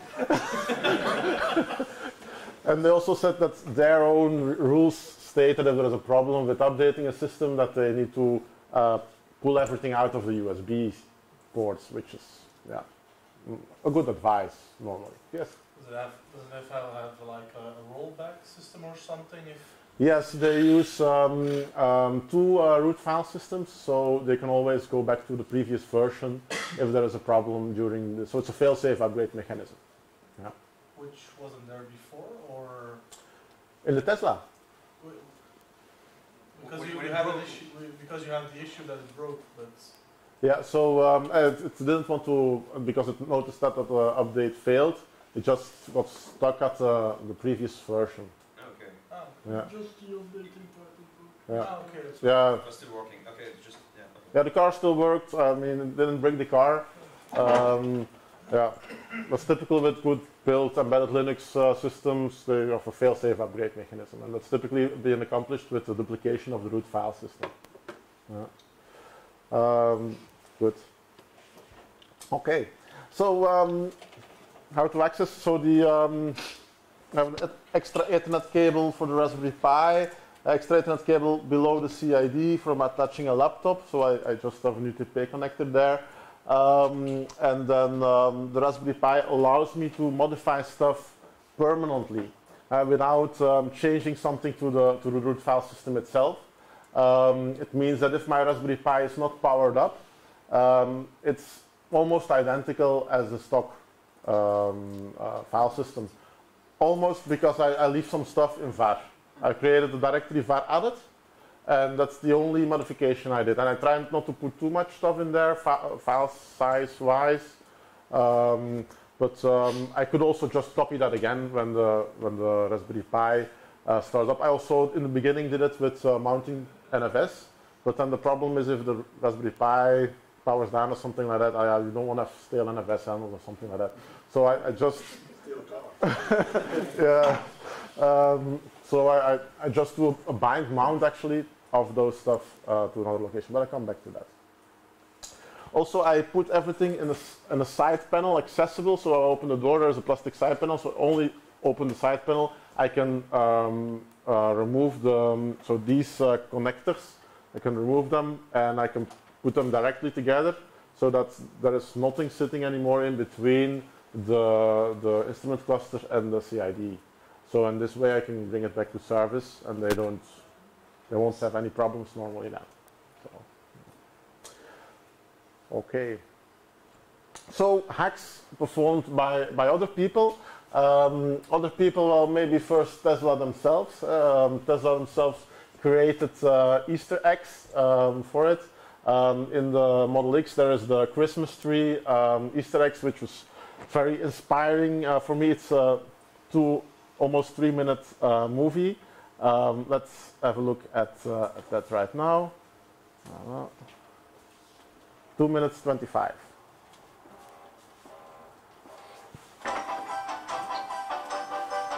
So you see that all these LEDs are individually steered out of the headlights, and they are synchronized with music. So this music is coming from the car itself, and it gives a nice choreography.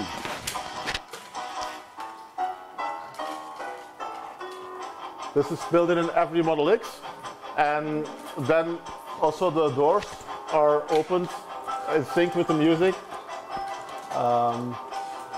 It's quite fun to put it on. But as I said, this is built by Tesla. This is not added by somebody else. One of my ambitions with the car is to create my own kind of Christmas show. I'm not there yet. I have to figure a lot more out about the car. But that's a little bit one of the dream jobs. So. Or maybe have a Bluetooth keyboard where you could do the choreography live or something like that. And then also the front doors go open. Also here, by the way, the back mirrors, they also flap open and close together with the music.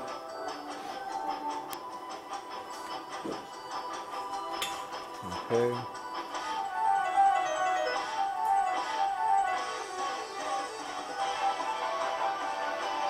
It's nice that it's a car which actually tries to fly, huh? At least it tries.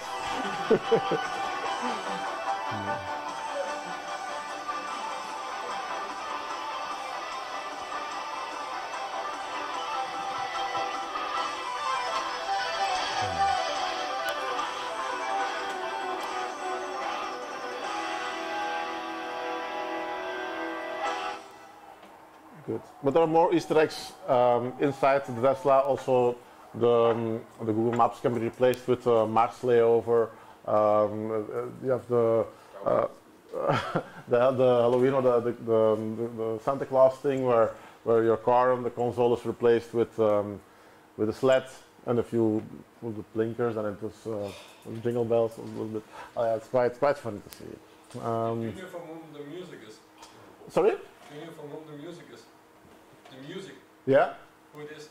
I don't know it by heart, no. Trans-Siberian Orchestra. Yeah. Yeah. I found the file also. Okay. The interesting part is that all the instrument clusters behind the steering wheel can be accessed using the same leaked SSH key for the root account. So that's a very nice thing, of course, for me, so that I can access easily my IC. But of course, if you think back at the nightmare of Elon Musk, that maybe somebody would drive all the cars to some place in New York. If you have all the same passwords on all machines, yeah, normally you don't do that. Obviously, it is hard to get onto that network, but of course, it might not remain so after an update. So there is a new update scheduled. I don't have it installed yet. I'm not sure. Might lose connection in that way. So we'll see. So the Ethernet port below the CID only enabled through cryptographic signing. Other hack performed by somebody else on an old instrument cluster is here. Model S, where the Model S image is replaced by a Batmobile. Nice to see. Also, someone playing a movie on a central display, so the central display, but it's the old version of a central display. Don't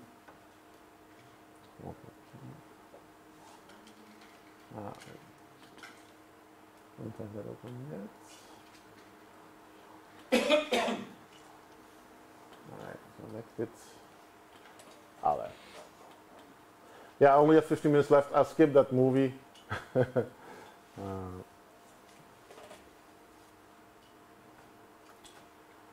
And go back to the next one. So here the image of this car is the yellow car. The car was painted yellow with wrapping. Obviously this image is not normal because yellow is not an option, not a color typically offered by Tesla. So then we come to the hacks performed by me. So that's me sitting in the car. You see here this is the display which is now put vertically in here, so I can easily get back to it. Here the switch. There's a laptop connected to the switch. There's also another embedded system there connected to that, where it was also connected to the CAN buses. I built some images to put on a subtle way the Linux Penguin, which is part of the company logo, on the car, so on the bottom of the car. So I made these images, and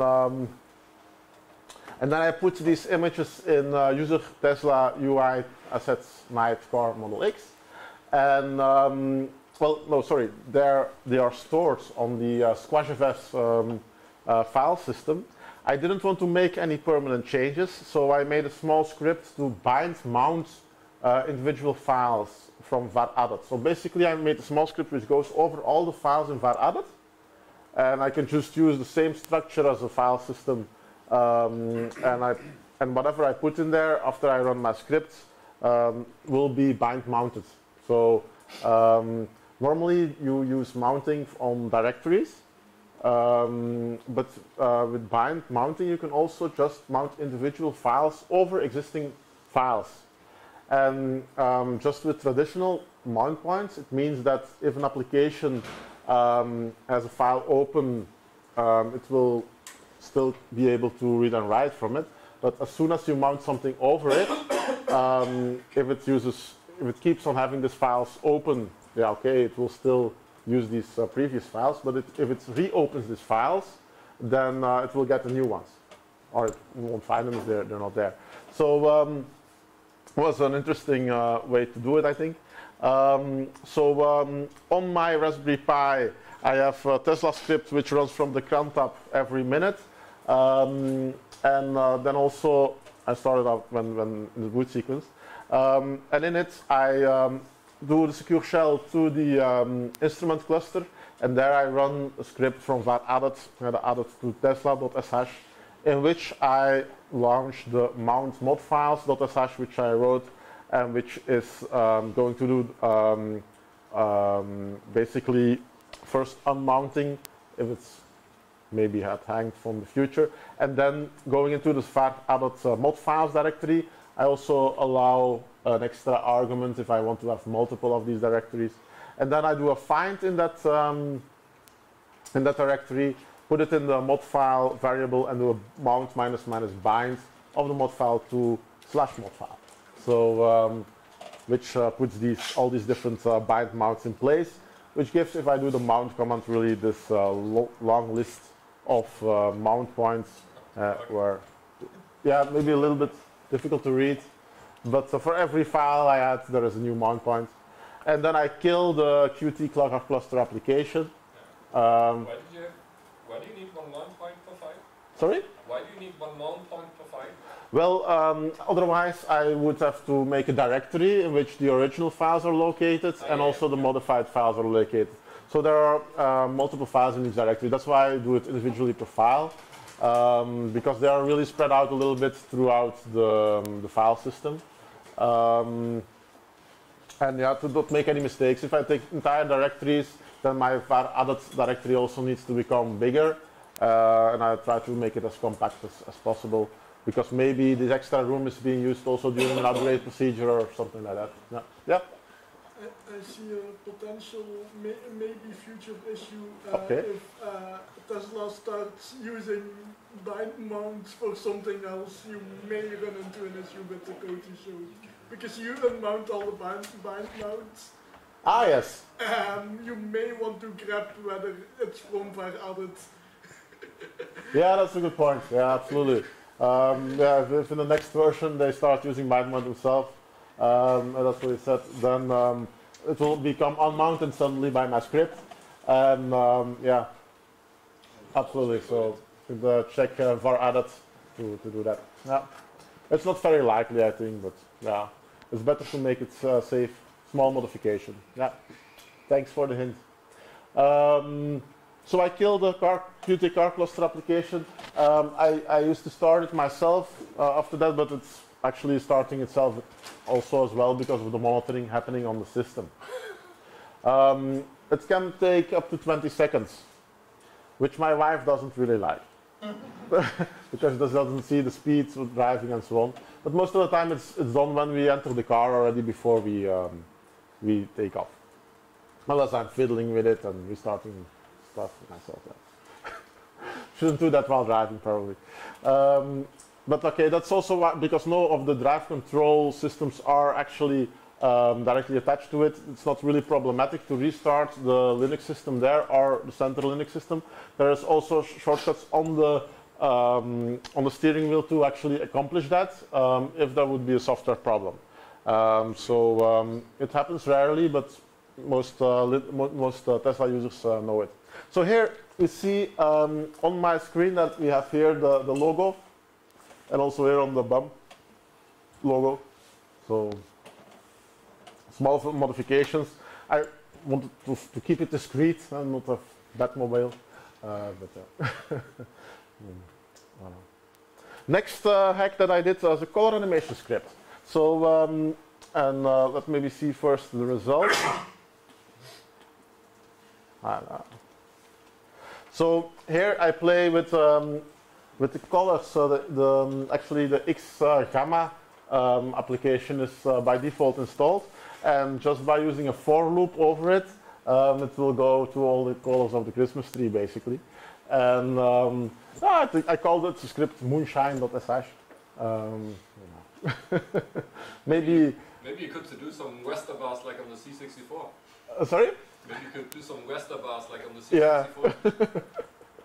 It's a possibility, yeah. So this is the small script. So actually you see that here the X server is directly accessible. You can send anything to it. So what I also did is I run on the Raspberry Pi Chromium browser. To have a small screen without header and everything, put somewhere on the screen. And you can put any kind of information on that which is accessible from the Raspberry Pi. So it opens a lot of possibilities. If you want to have your own weather prediction thing on there, it's not very hard. For next meeting. That's on the, not on the central one. It's not on the central one, it's on the behind the steering wheel. Yeah. But okay. Don't tell me. And not on the central one yet. What I also discovered is that the sound is actually sent over the Ethernet network. So, and just by net cutting a file, Game of Thrones.wav here, to the 100 on port 4102, we can send sound to it. It needs to be in a special format. So you see that it's Microsoft PCM 16-bit mono WAV, blah blah blah. Yeah, it's quite interesting. Also, I mentioned here possibility for denial of service attack. We all know how good sound drivers are implemented in Linux, and that they can sometimes cause system crashes. I wouldn't be surprised if that was also possible in this case. On the other hand, I don't see any very practical use for it. Yeah, and it can all be performed on the local network, of course. Good. We also saw that every day a new token is received in var etc s access Tesla 1. Somehow the tokens being used by Tesla internally for service access probably make use of this, but we don't know the mechanisms just yet right now. Would this be the public key of the OAuth server at Tesla? It can already identify tokens of being valid? It's a possibility. It used to be actually the passwords for the Tesla 1 account on the central display. Yeah, it doesn't work anymore. So I don't know. But it's still being updated, so I would be surprised that they don't use it for something. Maybe it's just part of it, or yeah, I don't know. We still have to figure it out. Then there is the SQLite 3 database containing the settings in a very circuit directory /home/tesla.tesla data cute car cluster settings.db, and it really contains 1,000 of settings with respect to what kind of tires you have, what capabilities are, what the options are, and so on. And it's very interesting to see that also the GUI developer mode is in there. I tried to manually update it, didn't work yet. There are some rumors that it might also be locked to the positioning of the car, that it only gets into developer mode if it's located at the service center with the GPS location. Yeah, I can pass by it as well. Not so I have to check that. Yeah. So yeah, lots of things to test still. What's next? I also cross-compiled Waze. So Waze used to be an open source project before it got acquired by Google, and the old version is still out there. And it's a bit tricky to cross-compile it for ARM, but I managed to cross-compile it. I don't know if it still works with the map server. And also I need to have a GPS provider for using GPS location, and I don't know how to integrate that yet. So might be an interesting thing to also run Waze on that. Although the current navigation system of Tesla is also evolving, and they have just announced Waze-like features. The new one is supposed to be based on Waze. No, it's not based on Waze.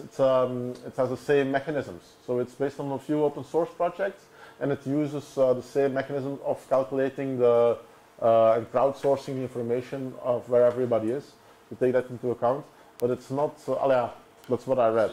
Different reports. Yeah. Okay. Yeah. But my ultimate goal, of course, is to create an alternative Christmas show with own creative choreography and so on.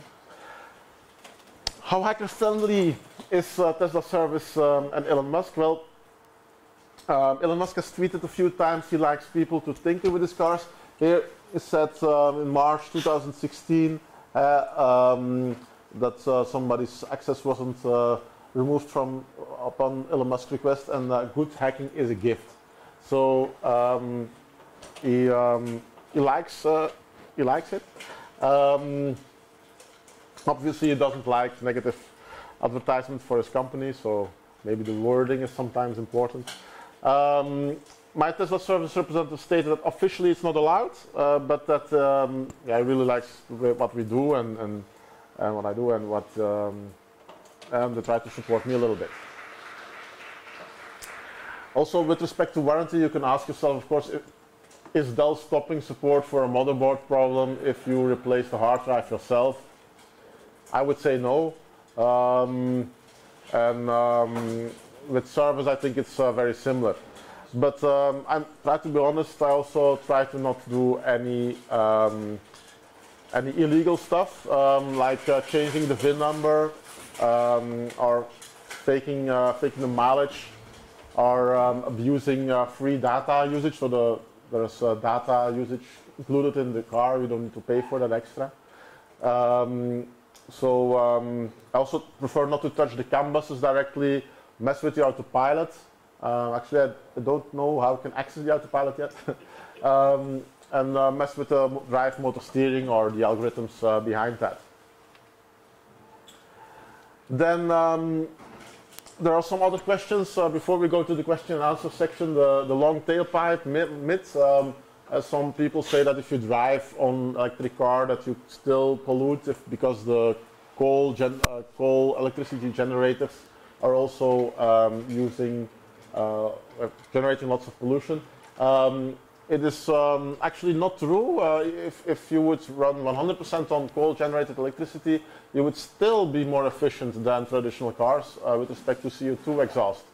Now, in reality, coal plants are just a small fraction of the electricity generated, and if you generate most of it, and even especially in the future, if most of the electricity will be generated in a renewable fashion, they will only become cleaner or less polluting. Still a little bit polluting, of course, for the building, the solar panels, and so on. How to go on holiday? So it's possible to go long distance. This is the map of the Tesla superchargers in Belgium. The gray ones are the ones which are still being built and will be there before the end of the year.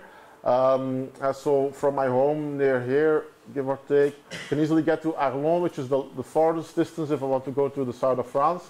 There I can have lunch, and then it's fully charged again. Can skip much, go to Nancy and have a toilet break there, or 2 times the toilet break, and then can continue to the Vogezen without having had another stop. And this is the Tesla basically with the smallest battery and the biggest height, so the most consumption. With the Model S, it's even better, of course. If you don't have a Tesla, there are also lots of other charging networks, slower charging networks for now. Here, all these green stuff is where there are so many numbers of chargers. And close by your destination, often you find a charge point. You go on a weekend somewhere, it can be practical just to plug in your car for the night. Or if we go on the camping in the Alps, then I just plug it in all the time when we're at the camping, and after a few days it's fully charged. And it's no problem to go back to the supercharger on the way back home. Also, there's always electricity. There's not always petrol. Oh, yeah, less hard to find probably. So voilà, we have a question and answer so long, and thanks for all the fish. Yes? What kind of distribution is it on it? Is it custom built by Tesla, or is it? That's a good question. It's originally the navigation cluster is actually built by Navigon, which is based on the reference implementation of NVIDIA a long time ago, which is using Ubuntu, a very old version of Ubuntu. But there is not a lot left of the Ubuntu. Similarly as we typically find with other systems. But they started out with an Ubuntu on that. So is there a map mechanism, AppArmor enabled, or Linux map mechanism, monetary access control? You mean like AppArmor or as a Linux? No, it doesn't. Yeah. The last question, why are you using a cron job instead of using upstart init script to apply your modification? I do both. Actually, in this way, I periodically check every minute if it's still okay. If the instrument cluster would reboot without my Raspberry Pi knowing, then I still check the next minute and apply the changes again. That's fine. Yeah. Okay. The traffic on the Ethernet network, is it encrypted or? It's mostly not encrypted. Yeah, I think it has been a level of criticism on the internal network that they don't encrypt stuff. I can show you if you want. So you could play the Christmas thing and just capture the network traffic and modify it as you want. That's what I wanted to do. Yeah. But the Christmas show is not initiated from the instrument cluster, but from the central unit. So, and I still don't have access to the central unit. So I would have to also hack intercept the direct connection from the CID to the gateway, and I think that would really help. Now on the other hand, there's really a lot of messages passing by. So let me try and connect. Maybe I take a look.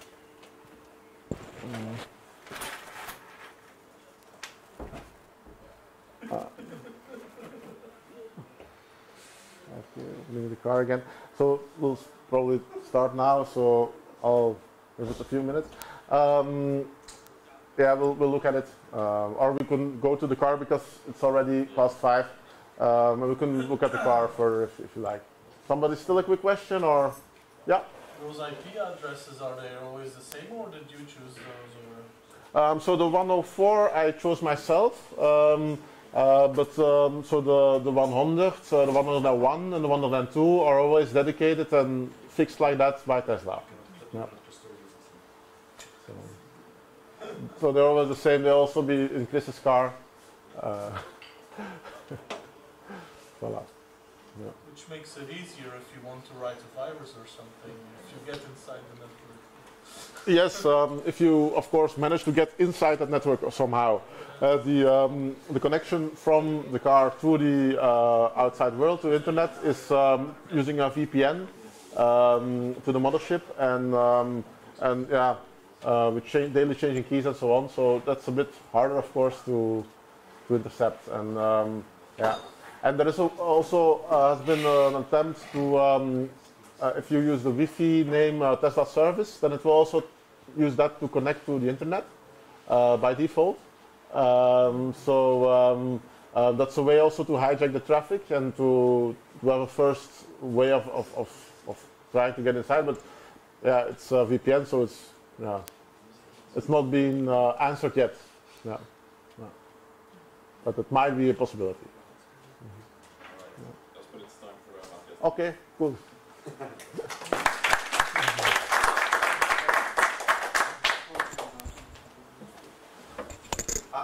Chris, thanks for organizing this again.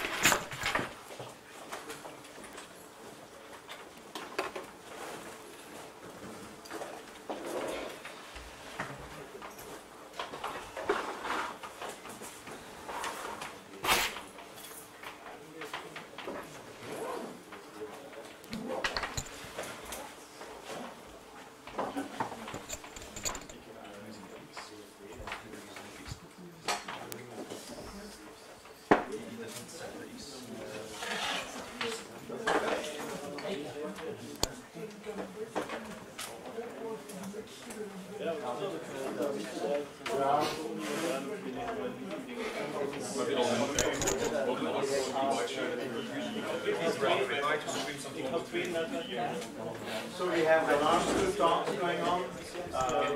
Matthias will be talking about Varnish, and Wim will be talking about your application on the network. Varnish, by the way, by a BSC developer.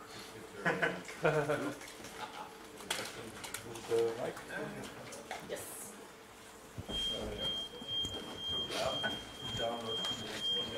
That's the Tesla gone wrong. Test, 1, 2. Sure.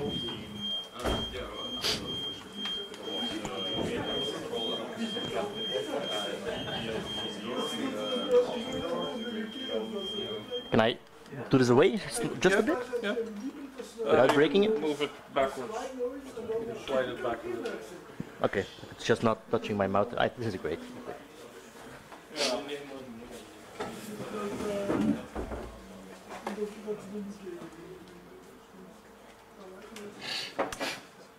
Should I start? Yep. Hello everyone. Thanks for your final hour. Thanks for not dying in the heat. This talk will be about Varnish and how to potentially speed up your website or the website of the developers that you are maintaining the servers for. Who am I, and why should you believe something I say? My name is Matthias. I am the support manager at Nucleus. We're a managed hosting provider. I also run 2 services on the side business called ODear, which monitors websites, and DNS Spy, which monitors DNS.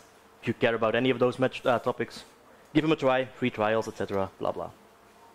I also ran a newsletter service, just to check who was subscribed. More than I would have thought, okay. Maybe I'll bring it back, maybe I won't. Very time consuming, never name something weekly, call something random, whatever, not weekly. So Varnish, what is Varnish? Varnish is going to be an additional tool that you can introduce into your server stack. But in order to understand what Varnish is and what Varnish can do, you need to understand HTTP. So, just like the DNS talk a few talks back, we're going to give a quick introduction to what is HTTP because you need to grok this before you can implement Varnish. Protocol knowledge is going to be required. I had the luxury that I needed to implement Varnish and as a result learned HTTP. I think the other way around is much more healthy and much more fun to get started. Varnish is going to be all about HTTP headers. Client-side, response, all of that is controlled with headers. Varnish listens to all of those. Request response, you know the drill. What does it look like? A typical HTTP request, you can just telnet to a random server as long as you try it on HTTP. You will get requests for the / say the home page, and you define the protocol you'd like to request. Then you get a series of key value pairs. You'd like to accept whichever value the server wants to send back. So meaning you accept any kind of encoding that is either gzip or deflate. So basically you want compressed content, not just plain text. To the server that you've connected to, you will say what website you're actually trying to load, what host header you want. Additionally, a lot of servers, if you just connect to them and say you'd like to request localhost, you will sometimes get debug information that it's not supposed to be exposed to the outside. You'll say which user agent you are, your cookies will be sent along, etc., etc. This is the HTTP protocol in a nutshell. So very simple key value pairs, always separated with a colon. The same thing applies to HTTP 2 as well. That's just a binary protocol, but semantics stay the same. Value, key values. And as a response, your server is going to be very polite and just reply with whatever you requested. It'll confirm the protocol, give an HTTP status code, and a text, which doesn't mean anything. It's just for human readable consumption. It'll tell you, might tell you, the cache control that should be adhered to on this object, on this thing.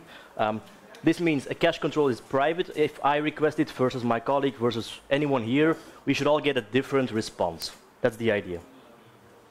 It'll confirm the content encoding. So this part is still plain text. All of the headers sent and response in HTTP1 are plain text, regardless if you're getting a gzipped response. So the headers being plain text, in this case we'll say, okay, what is going to follow next is going to be compressed. It'll confirm how many bytes should be received by the client, after which it could end the connection. It'll confirm the content type, etc., etc. Lots of commercial information headers, confirm the date, blah, blah. That's the idea, server, client. And how does Varnish tie into this? For starters, it's a proxy. So it's going to sit between the user agent, the browser, versus the server. Simple proxy like you have many others. And it will decide on its own whether a connection that came in should be served from cache or should be served from whichever was running in the backend. And to do so, it will listen to HTTP headers. Those cache control headers that are probably a dozen or so, headers that actually control if content can or cannot be cached. And Varnish is actually very simple, and it will just listen to those headers. If those headers are correct, Varnish will work correctly. If you've ever worked with developers, or if you are a developer, you probably know that it's never that easy to implement. Varnish has the ability to write code. It has routines within its entire flow that you can extend, that you can write code in to manipulate requests, modify requests, you name it. And we'll get to those in a second. So this is your typical connection. You have a user who is going to use a user agent, the browser in most cases, which will connect to a web server running Apache, Ruby, you name it. Add Varnish in the mix and it'll just sit in between. It doesn't have to be a separate box, of course. If you shuffle your ports around, you can run Varnish on the same box that runs the actual web server. And if you look at the Varnish documentation and ask Varnish, hey, how do you work? You get a really complicated flowchart that looks like this. We're all very smart people, I'm very sure of that. I do not understand this, because this actually goes on for a couple of miles below. I can't wrap my head around the flowchart like this. It would take too long to consume all the information. In my head, I have a simpler way of visualizing Varnish and how it goes from a request to a server and back, which isn't entirely complete. As in, it is complete, but Varnish, as I mentioned, has a lot of routines. It has 20 or 30 of those places that you can hook your logic into. Most of them don't even matter. 4 of them are very important. To give a quick example, well, or not. Wait. The example is not that important, but it will help visualize things. I was talking about live demos. Should not have done this, or at least tested the Wi-Fi. Do you have your own, or should we reset the router? Nah, it's, my iPhone is willing to. If not, some slides will come up. So, nah, I'll get back to that a bit later. This is Varnish visualized. This is the proxy that sits between your client and your server. This can be a single box, or this can be a separate server on the network.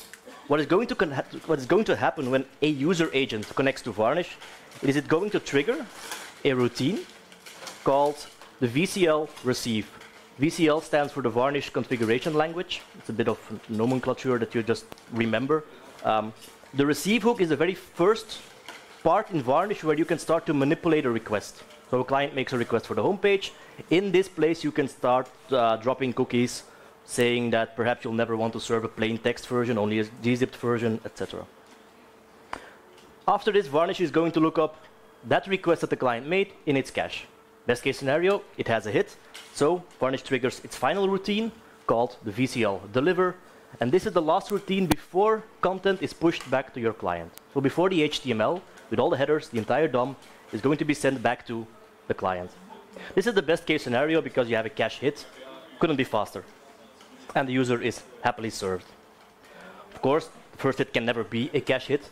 So if the cache lookup fails, Varnish is going to trigger a different routine, the backend fetch, where obviously it's going to fetch the content that was requested from the backend. That in turn will talk to whatever you define, a node application, whatever. Once that thing here has spent its seconds generating a response, that is back delivered to Varnish, and Varnish triggers yet another routine. A lot of routines in Varnish. The backend response, which is another place that you can hook code into, where you can add logic, where you can drop requests, manipulate them, rewrite them, restart them. Afterwards, it's stored in the cache, and the same deliver routine is hit, triggering it back to the client. So this is the worst case scenario. Couldn't be served from cache, served from the backend. What does this look like? So Varnish is powered by the VCL. It's Varnish configuration language. It is a C-like syntax, so think JavaScript, PHP, that you can add logic to. Emphasis on the can. By default, if you just yum install or apt install Varnish, it'll work out of the box, but it won't have any rules. So by default, it will listen to HTTP headers, an HTTP header coming in versus one coming out. If, in theory, all of that works flawlessly, you don't have to configure Varnish and it'll just work out of the box. Practice, not so much, and we'll get into the edge cases a bit later. This is what a file by default sort of looks like. So usually it resides in etc Varnish. Default.vcl is your default configuration file. Above, we specify the Varnish, the syntax compatibility that we would like from Varnish. And we define several subroutines, all sub space and then the name of the routine, and in curly brackets the code that is going to be executed. This is plain text, but it's a C-like syntax, so every time you start or restart Varnish, Varnish is going to compile this to a binary blob and load that into memory. Catch here is you need the GCC or something that can compile on your production system if you want to run this. There are workarounds which are not always that feasible. It's easier to have GCC installed, but security, etc. This is what it looks like. So you have a routine within your curly brackets. You can write code, if statements, but actually it's very limited code. You can't write loops, just if statements and regular expressions to substitute data. But all those things combined, just if statements and a couple of regexes, I think we all know, can go a long way. Within our receive statement, we have an object called the request, REQ. In it, we can access anything that the client is sending to us. So we can ask if it's a get or a post or a put, and write logic surrounding that. For instance, if it is not a get or a head request, it could be a post, a patch, or whatever, it's probably not something we can cache. There's going to be something that is going to manipulate data on the backend, and we need to send that to the backend. So if it's not a get or a head, by default, we could pass. Technically, yes, you can cache a post, but I've not yet found a use case where that is useful. Next thing you encounter, especially if deep diving HTTP hasn't really happened yet, is the internet revolves around cookies, and the more of them, the better. At least that's the developer mindset. So you're going to try to normalize the cookies that a client is going to send to your server. If you've ever implemented Google Analytics, which is probably every website in the world, you know that they add a lot of cookies, double underscores, UTM, then some random characters, which is useful for Google Analytics to track us, not so much for the backend. But every one of these is going to be a unique value to identify each and every one of us. But if that's the case, then probably our caching is going to be unique for each and every one of us, and that sort of defies the purpose of caching. So we can use regular expressions to look at the request HTTP, and in this stanza you find all of the headers that a client sends, which includes the cookie header, so you have access to all the cookies. And then comes the magic, which is usually copy-pastable till forever. Here's a pattern which may include any value, and you replace it with nothing. AKA, you strip anything that matches that pattern. From that point forward, your client still has those cookies. We don't touch the client. But the server, or Varnish, is going to think those cookies never exist. So you sort of normalize and clean up whatever the client is going to send to you. And all of this happens in the very first block that Varnish is going to hit before a cache lookup is going to happen. So before any of these cookies can manipulate your cache hit rate. On top of that, if you remember that cookies are sent for every request that you make, all of your cookies are going to be sent for CSS files, JavaScript files, everything that doesn't really need cookies in the first place. So you can write a regular expression which says that everything that matches the URL ending on one of these file types, just drop the cookie altogether. The backend doesn't care if you have 1 or 20 cookies for a JPEG, it just cares that it wants to deliver the JPEG. If you drop all the cookies, chances are the next request coming in, one of us, is going to be the exact same because we've disregarded all cookies altogether. So we do a lookup to try and look up the cached file, the cached PNG, XML, you name it. There's one small catch that I should emphasize too. Code like this is going to make it seem like your Varnish is running optimally because you're basically stripping all the cookies from static content. And you can see a 90 or 95% cache hit rate on your system because most of your hits are going to be static files. But those 5% that are not cache hits, are probably the heaviest ones. Those are your PHP, Ruby, Node hits, and those might not be cached. So take this with a grain of salt. In most cases, it's probably better to skip this altogether. Perhaps never cache your static files because, yes, they do bandwidth and disk I/O and you name it, but it's minimal compared to actually hitting PHP. So it might be more interesting to not cache static content. On the backend side, basically whatever your server has sent back before it's stored in the cache, you can do the same manipulation. Maybe some of your content is going to trigger cookies being added, especially if you route image files through a thumbnail system in PHP or whatever. That PHP can set a cookie, a session ID cookie back, but that doesn't matter for static content. So whenever the backend request is going to be adding an HTTP header called the set cookie header, you can drop that for static content. With the same caveat as before, maybe you don't want to drop cookies for static content.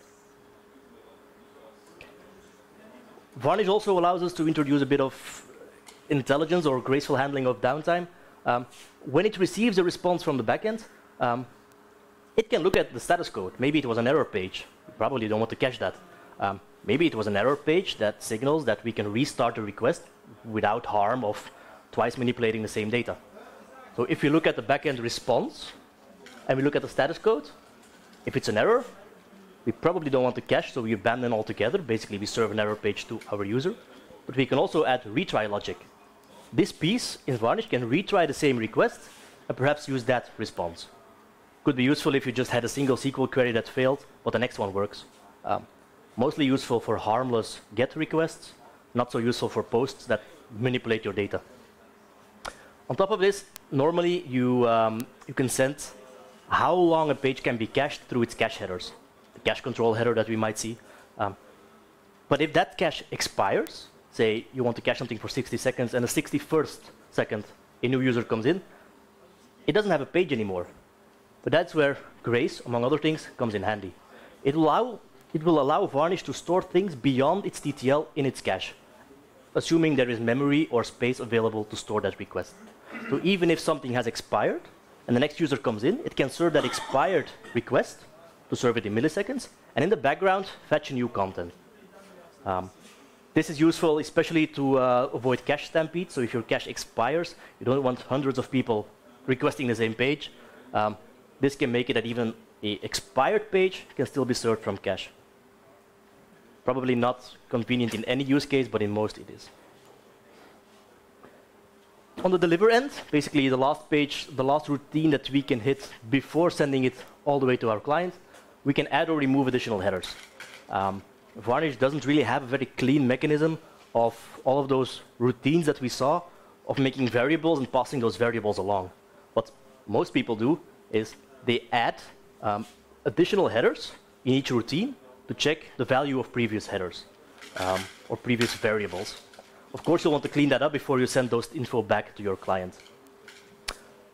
In the last routine, you can, this is something that you often see in production systems too, to see if you actually had a cache hit or miss, which is useful for debugging purposes. But you can add if statements saying that if it is a magic IP address, say the office IP of your client, that you can add the debug headers to show more information for particular users. And we often try to clean up headers that shouldn't even exist in the first place. X-powered by is something that PHP likes to add to emphasize which version you're running. You probably don't want to expose that to the outside world either. And you can do this in Varnish without touching the web server, without informing a dev. You probably should inform them. But it gives you, as a sysadmin, more freedom to manipulate what goes back to the client. So you can clean up before it's delivered. But this introduces a couple of challenges. I only touched on 4 routines very briefly. In reality, there are 20 or more.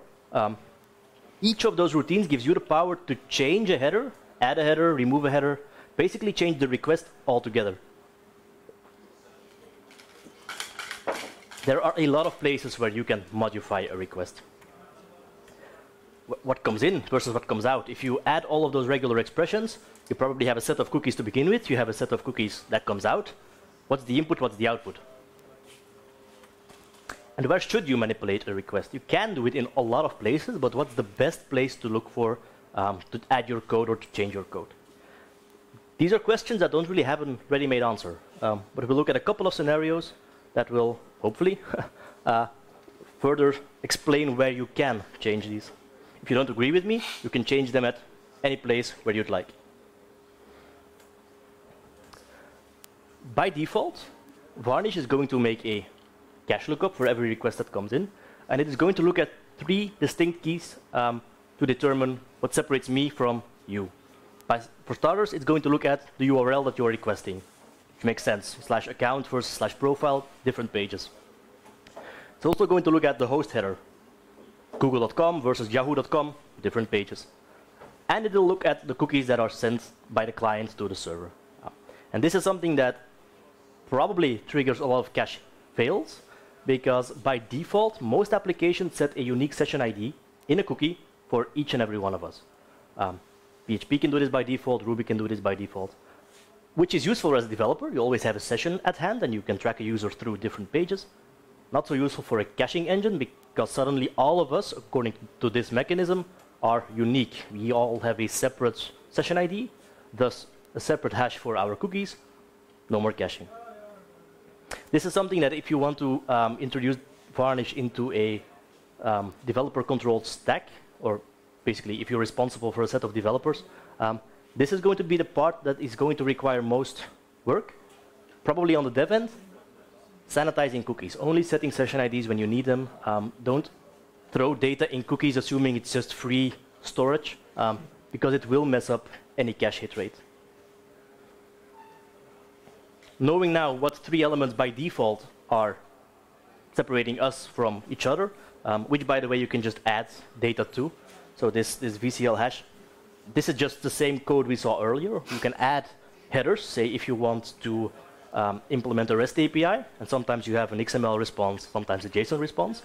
You'll probably want to hash the accept as well, as in, is this an XML or is this a JSON response?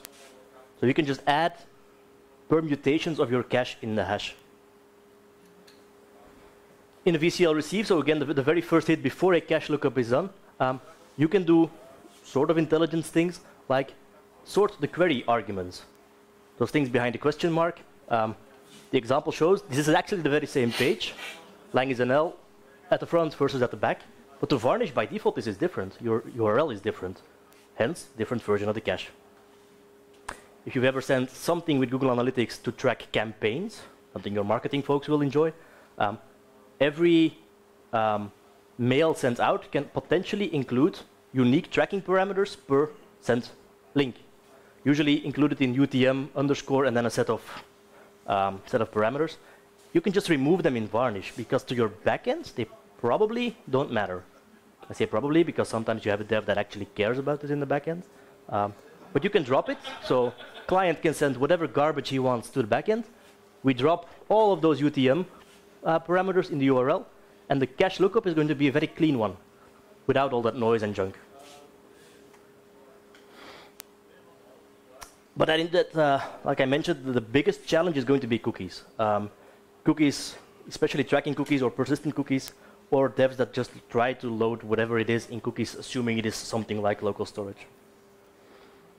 To fix this, something called lazy session initialization can be used, as in only generate a session ID when you actually need one. On the login page, on the register page, on the shopping basket page, you name it. Not on, say, the home page. That should be the same for all of us. XSRF tokens are a tricky beast. What usually happens is you generate a session ID on the back end, show one on the front end, and if a user submits a form, those two should match. That stands on the concept of cookies and uniquely generated tokens. So that doesn't actually work in Varnish. There are workarounds. You can load those tokens via Ajax. Perhaps you can figure something out entirely different. But XSRF tokens are pretty big hindrance when implementing Varnish. Not something you can easily get around. And those tracking cookies, Google Analytics, basically any site that has ads on them, they will pollute your cookie in local storage tremendously. There's a whitelisting or a blacklisting approach to handling this. I showed the blacklisting one, which basically includes copy-pasting a lot of regular expressions to throw away those junk cookies. But as soon as one of those third-party trackers introduces a new cookie, your blacklisting approach is broken. More intelligent approach would be, of course, whitelisting. You just say, these 5 cookies I trust, all the rest I throw away, which can also be achieved with regular expressions. There's also a cookie vmod, but that usually requires compiling from source. There are no packages available by Varnish. Varnish also introduces a couple of more advanced but very interesting techniques, especially surrounding caching. Edge side includes. Anyone ever heard of it? Frank, you don't count. Has anyone ever done programming in PHP or Ruby? A bit. You might know that there's something called an include statement. In a page, you can include different PHP pages, and PHP is going to assemble all of that, generate an HTML, and throw the HTML back to the client. In Varnish, you can do something similar, but Varnish is going to be the PHP to assemble all of these pieces. It allows you to cache parts of a page. Say, I log in versus someone else logs in, but it's tweakers.net. The body of the page is probably going to be the same. We're looking at the same news articles, but our hi John versus hi Matthias on the top right is going to be different. Edge side includes allows you to make that work without sacrificing too much of your caching. So it sort of works like HTML or PHP includes, except you're not actually including it in PHP. Varnish does the including. And you can have different cache policies per element on your page. Maybe, let's say tweakers.net, the home page might be cached for 10 minutes, but the price action ticker might be cached for 10 seconds. You can have different cache policies per segment on a page. What does this look like? Assuming a typical news website, you have your personal greetings on the top left, you have a navigation, some ads, some more ads, basically ads all over the place. What really matters is this. If you have a content blocker, you don't see any of that, but it exists out there, trust me. This matters, and this can probably be cached, but your hide username, that's unique, we can't cache that, or just in limited ways. How would you implement something like this? As a developer, or how you would tell your developers, in your source code, instead of using strong or href tags, you add additional HTML tags, which say ESI, include. Then you give it a source. So your PHP or Ruby framework will generate weird-looking HTML. That weird-looking HTML will come into Varnish. Varnish will parse the DOM and realize that this is empty in the DOM, but it needs to fetch the content on the same host on that URL. So Varnish will connect to the backend, fetch that page, and inject that into the DOM. In your source, it looked like this. So you have an ESI include with a URL. It's an effective, it's a GET request that will be sent, which is the equivalent of doing an include in PHP. You can add as many as you'd like. So navigation, 2 times the content. The benefit here being that the content is only going to be fetched once. The next request, we already have it in the cache, so we can reuse that. Here's how that looks.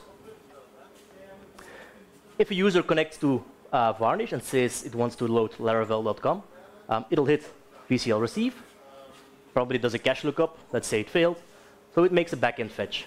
PHP does its thing, generating HTML, and it sends back a response which includes 2 ESI statements. So those ESI includes. Varnish will then on its own fetch those pages from the backend or from its cache, if it was available, assemble the entire HTML again, and then deliver that to the client. So it allows you to even, what most people think about of Varnish and full page caching is that you have to sacrifice a bit of customization per user. Many of them use this by introducing AJAX calls or JavaScript or client-side DOM modifications. This is rather complex, especially to troubleshoot, or to explain to a developer to implement, or to troubleshoot on a dev setup. On, say, on my Mac, I probably don't have Varnish running, so you'll need additional logic to handle that. But it's a very powerful way of still having custom elements on a page without sacrificing speed and performance.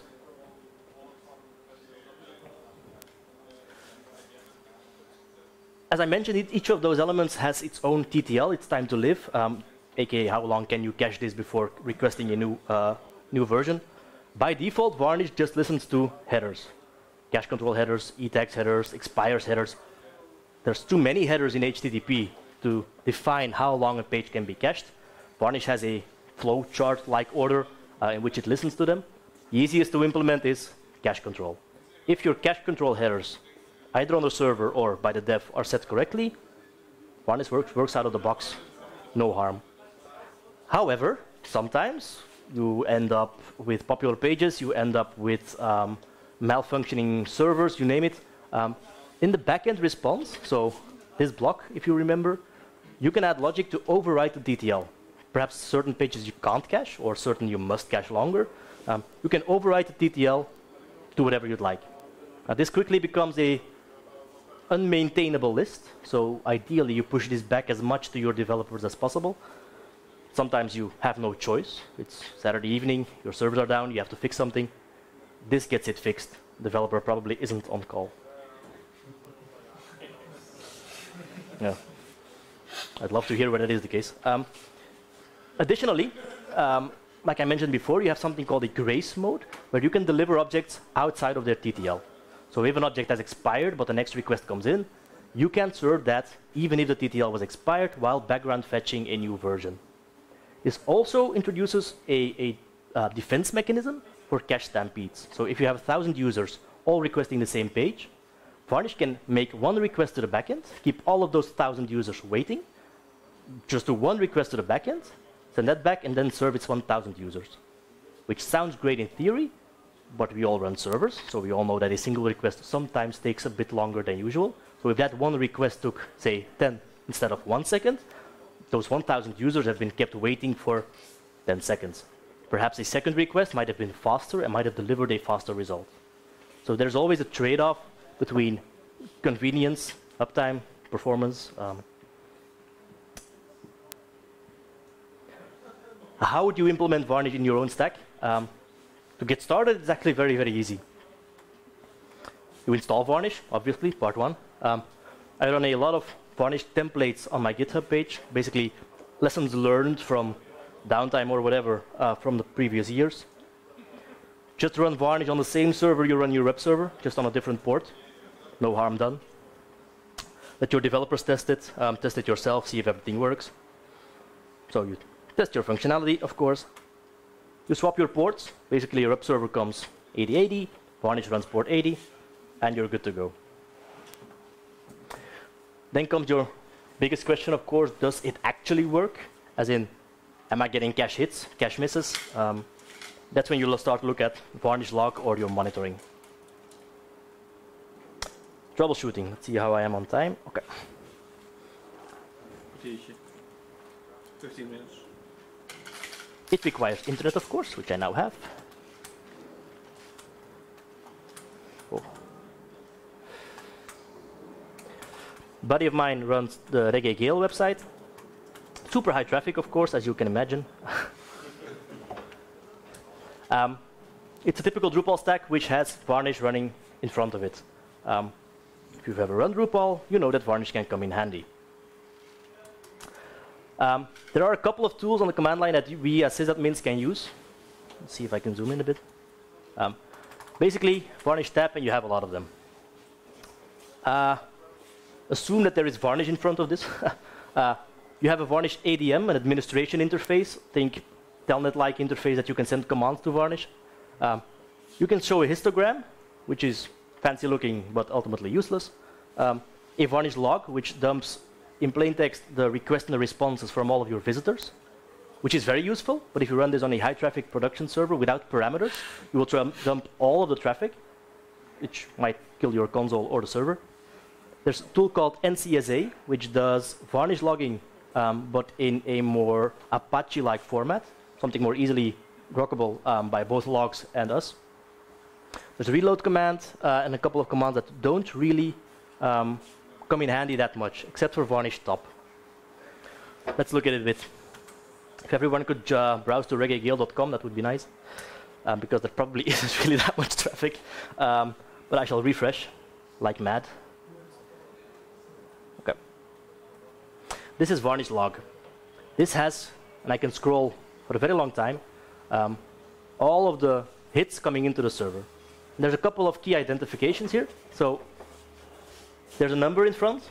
This is the 12, 17. This is a particular session on this server. It's a request, and if I scroll over, it's response. So request, we have a URL that we are fetching. We confirm the protocol. We say that we'd like to visit the Reggae Gale. The user agents, there will be a lot of cookies at the bottom. You can see this in plain text.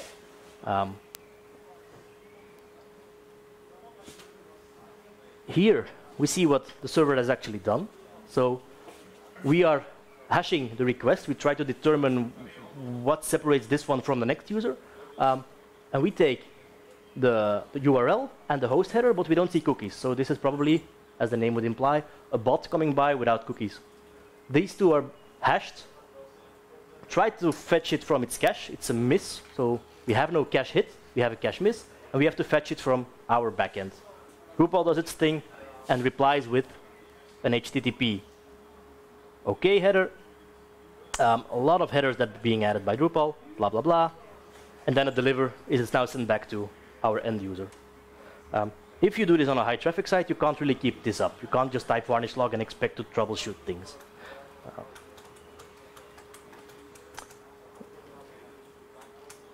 There's a couple of filters that you can use. I can never remember the syntax, so we have scripts for this. Let's say that you want to filter everything coming from your magic IP address. You can type varnish log. With the C, you indicate you want to see client-side requests. And you give it a modifier to say all of the requests that have started from a particular IP address. Client-side requests are important because this will show everything coming into Varnish. If you just like to see whatever is being missed, aka what is being fetched from the backend, you add a -b, and this will only show you backend requests that have originated from this IP address. So if you have a lot of cache misses and you know your own IP address, you can limit the scope to just you visiting the site. There's a varnish histogram, which is the cool one but ultimately useless one. It'll show a histogram, and on a high traffic site this is more impressive. Everything on this side are fast requests, everything more on that side are slow requests. Pipes are cache hits, and hashtags or bounds are cache misses. Obviously, this side is dominated by pipe signs because these are cache hits, ergo fast responses.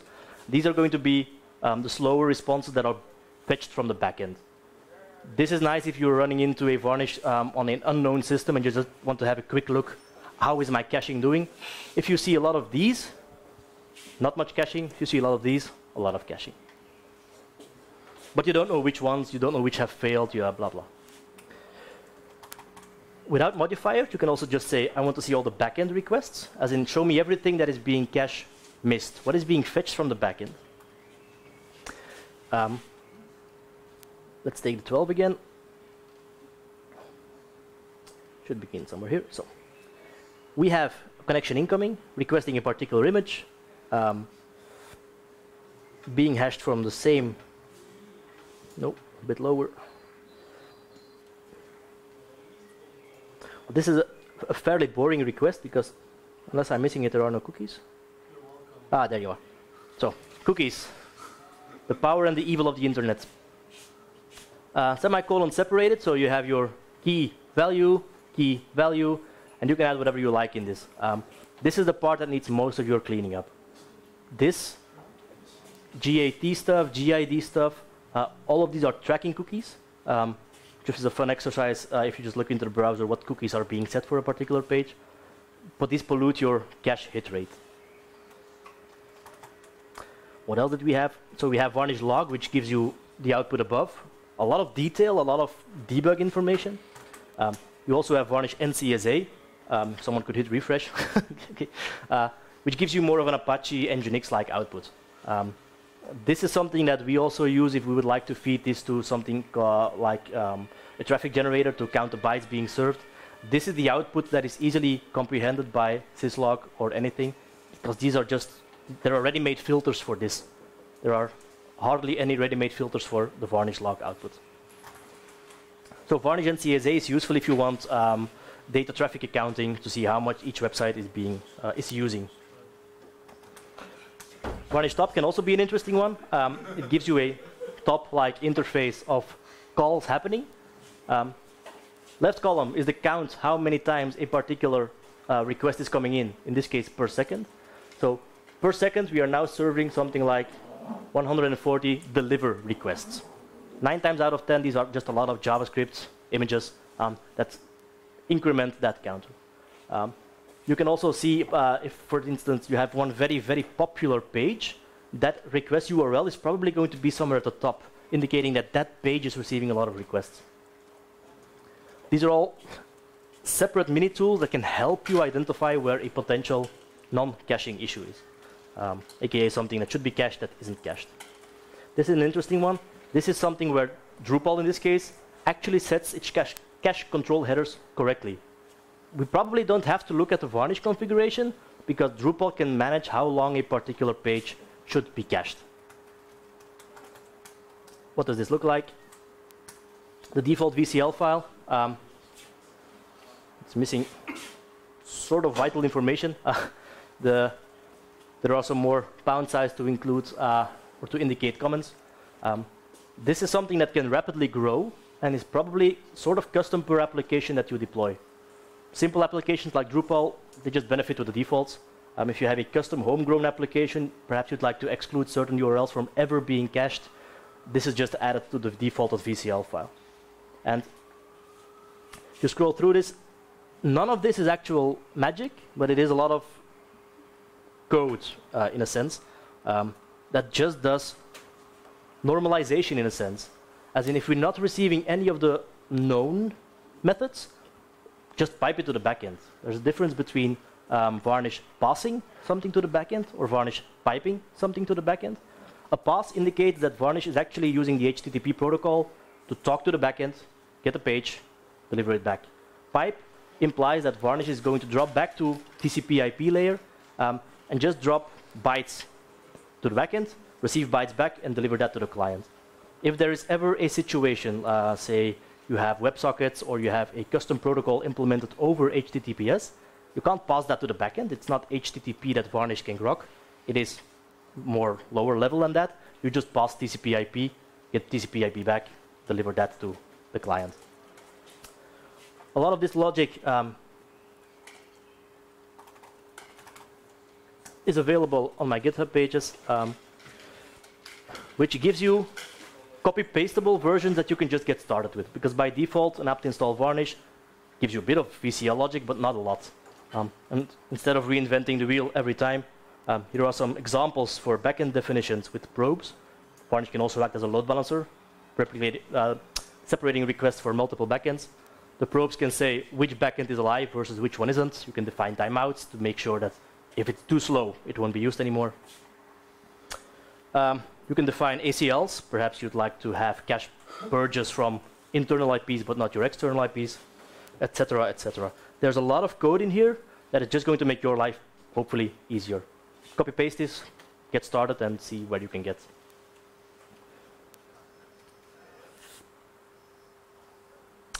That's about it for the live demo, because I think I'm sort of running out of time. Do you have any more questions? Now I can stop talking. None. So this was the most clear presentation, or you never understood a word I said? That's the latter. Okay. Shame on me. Okay. Try Varnish. Check it out. Let me know what you think. Let me know if it works. Perhaps last disclaimer, if you don't need Varnish in your infrastructure, you probably shouldn't be installing it. It just adds complexity, powerful complexity, fun complexity, but complexity nonetheless. So if you have a fast application, you don't need the caching, don't bother. If your servers are dying and you need performance, give Varnish a try. Okay, thank you.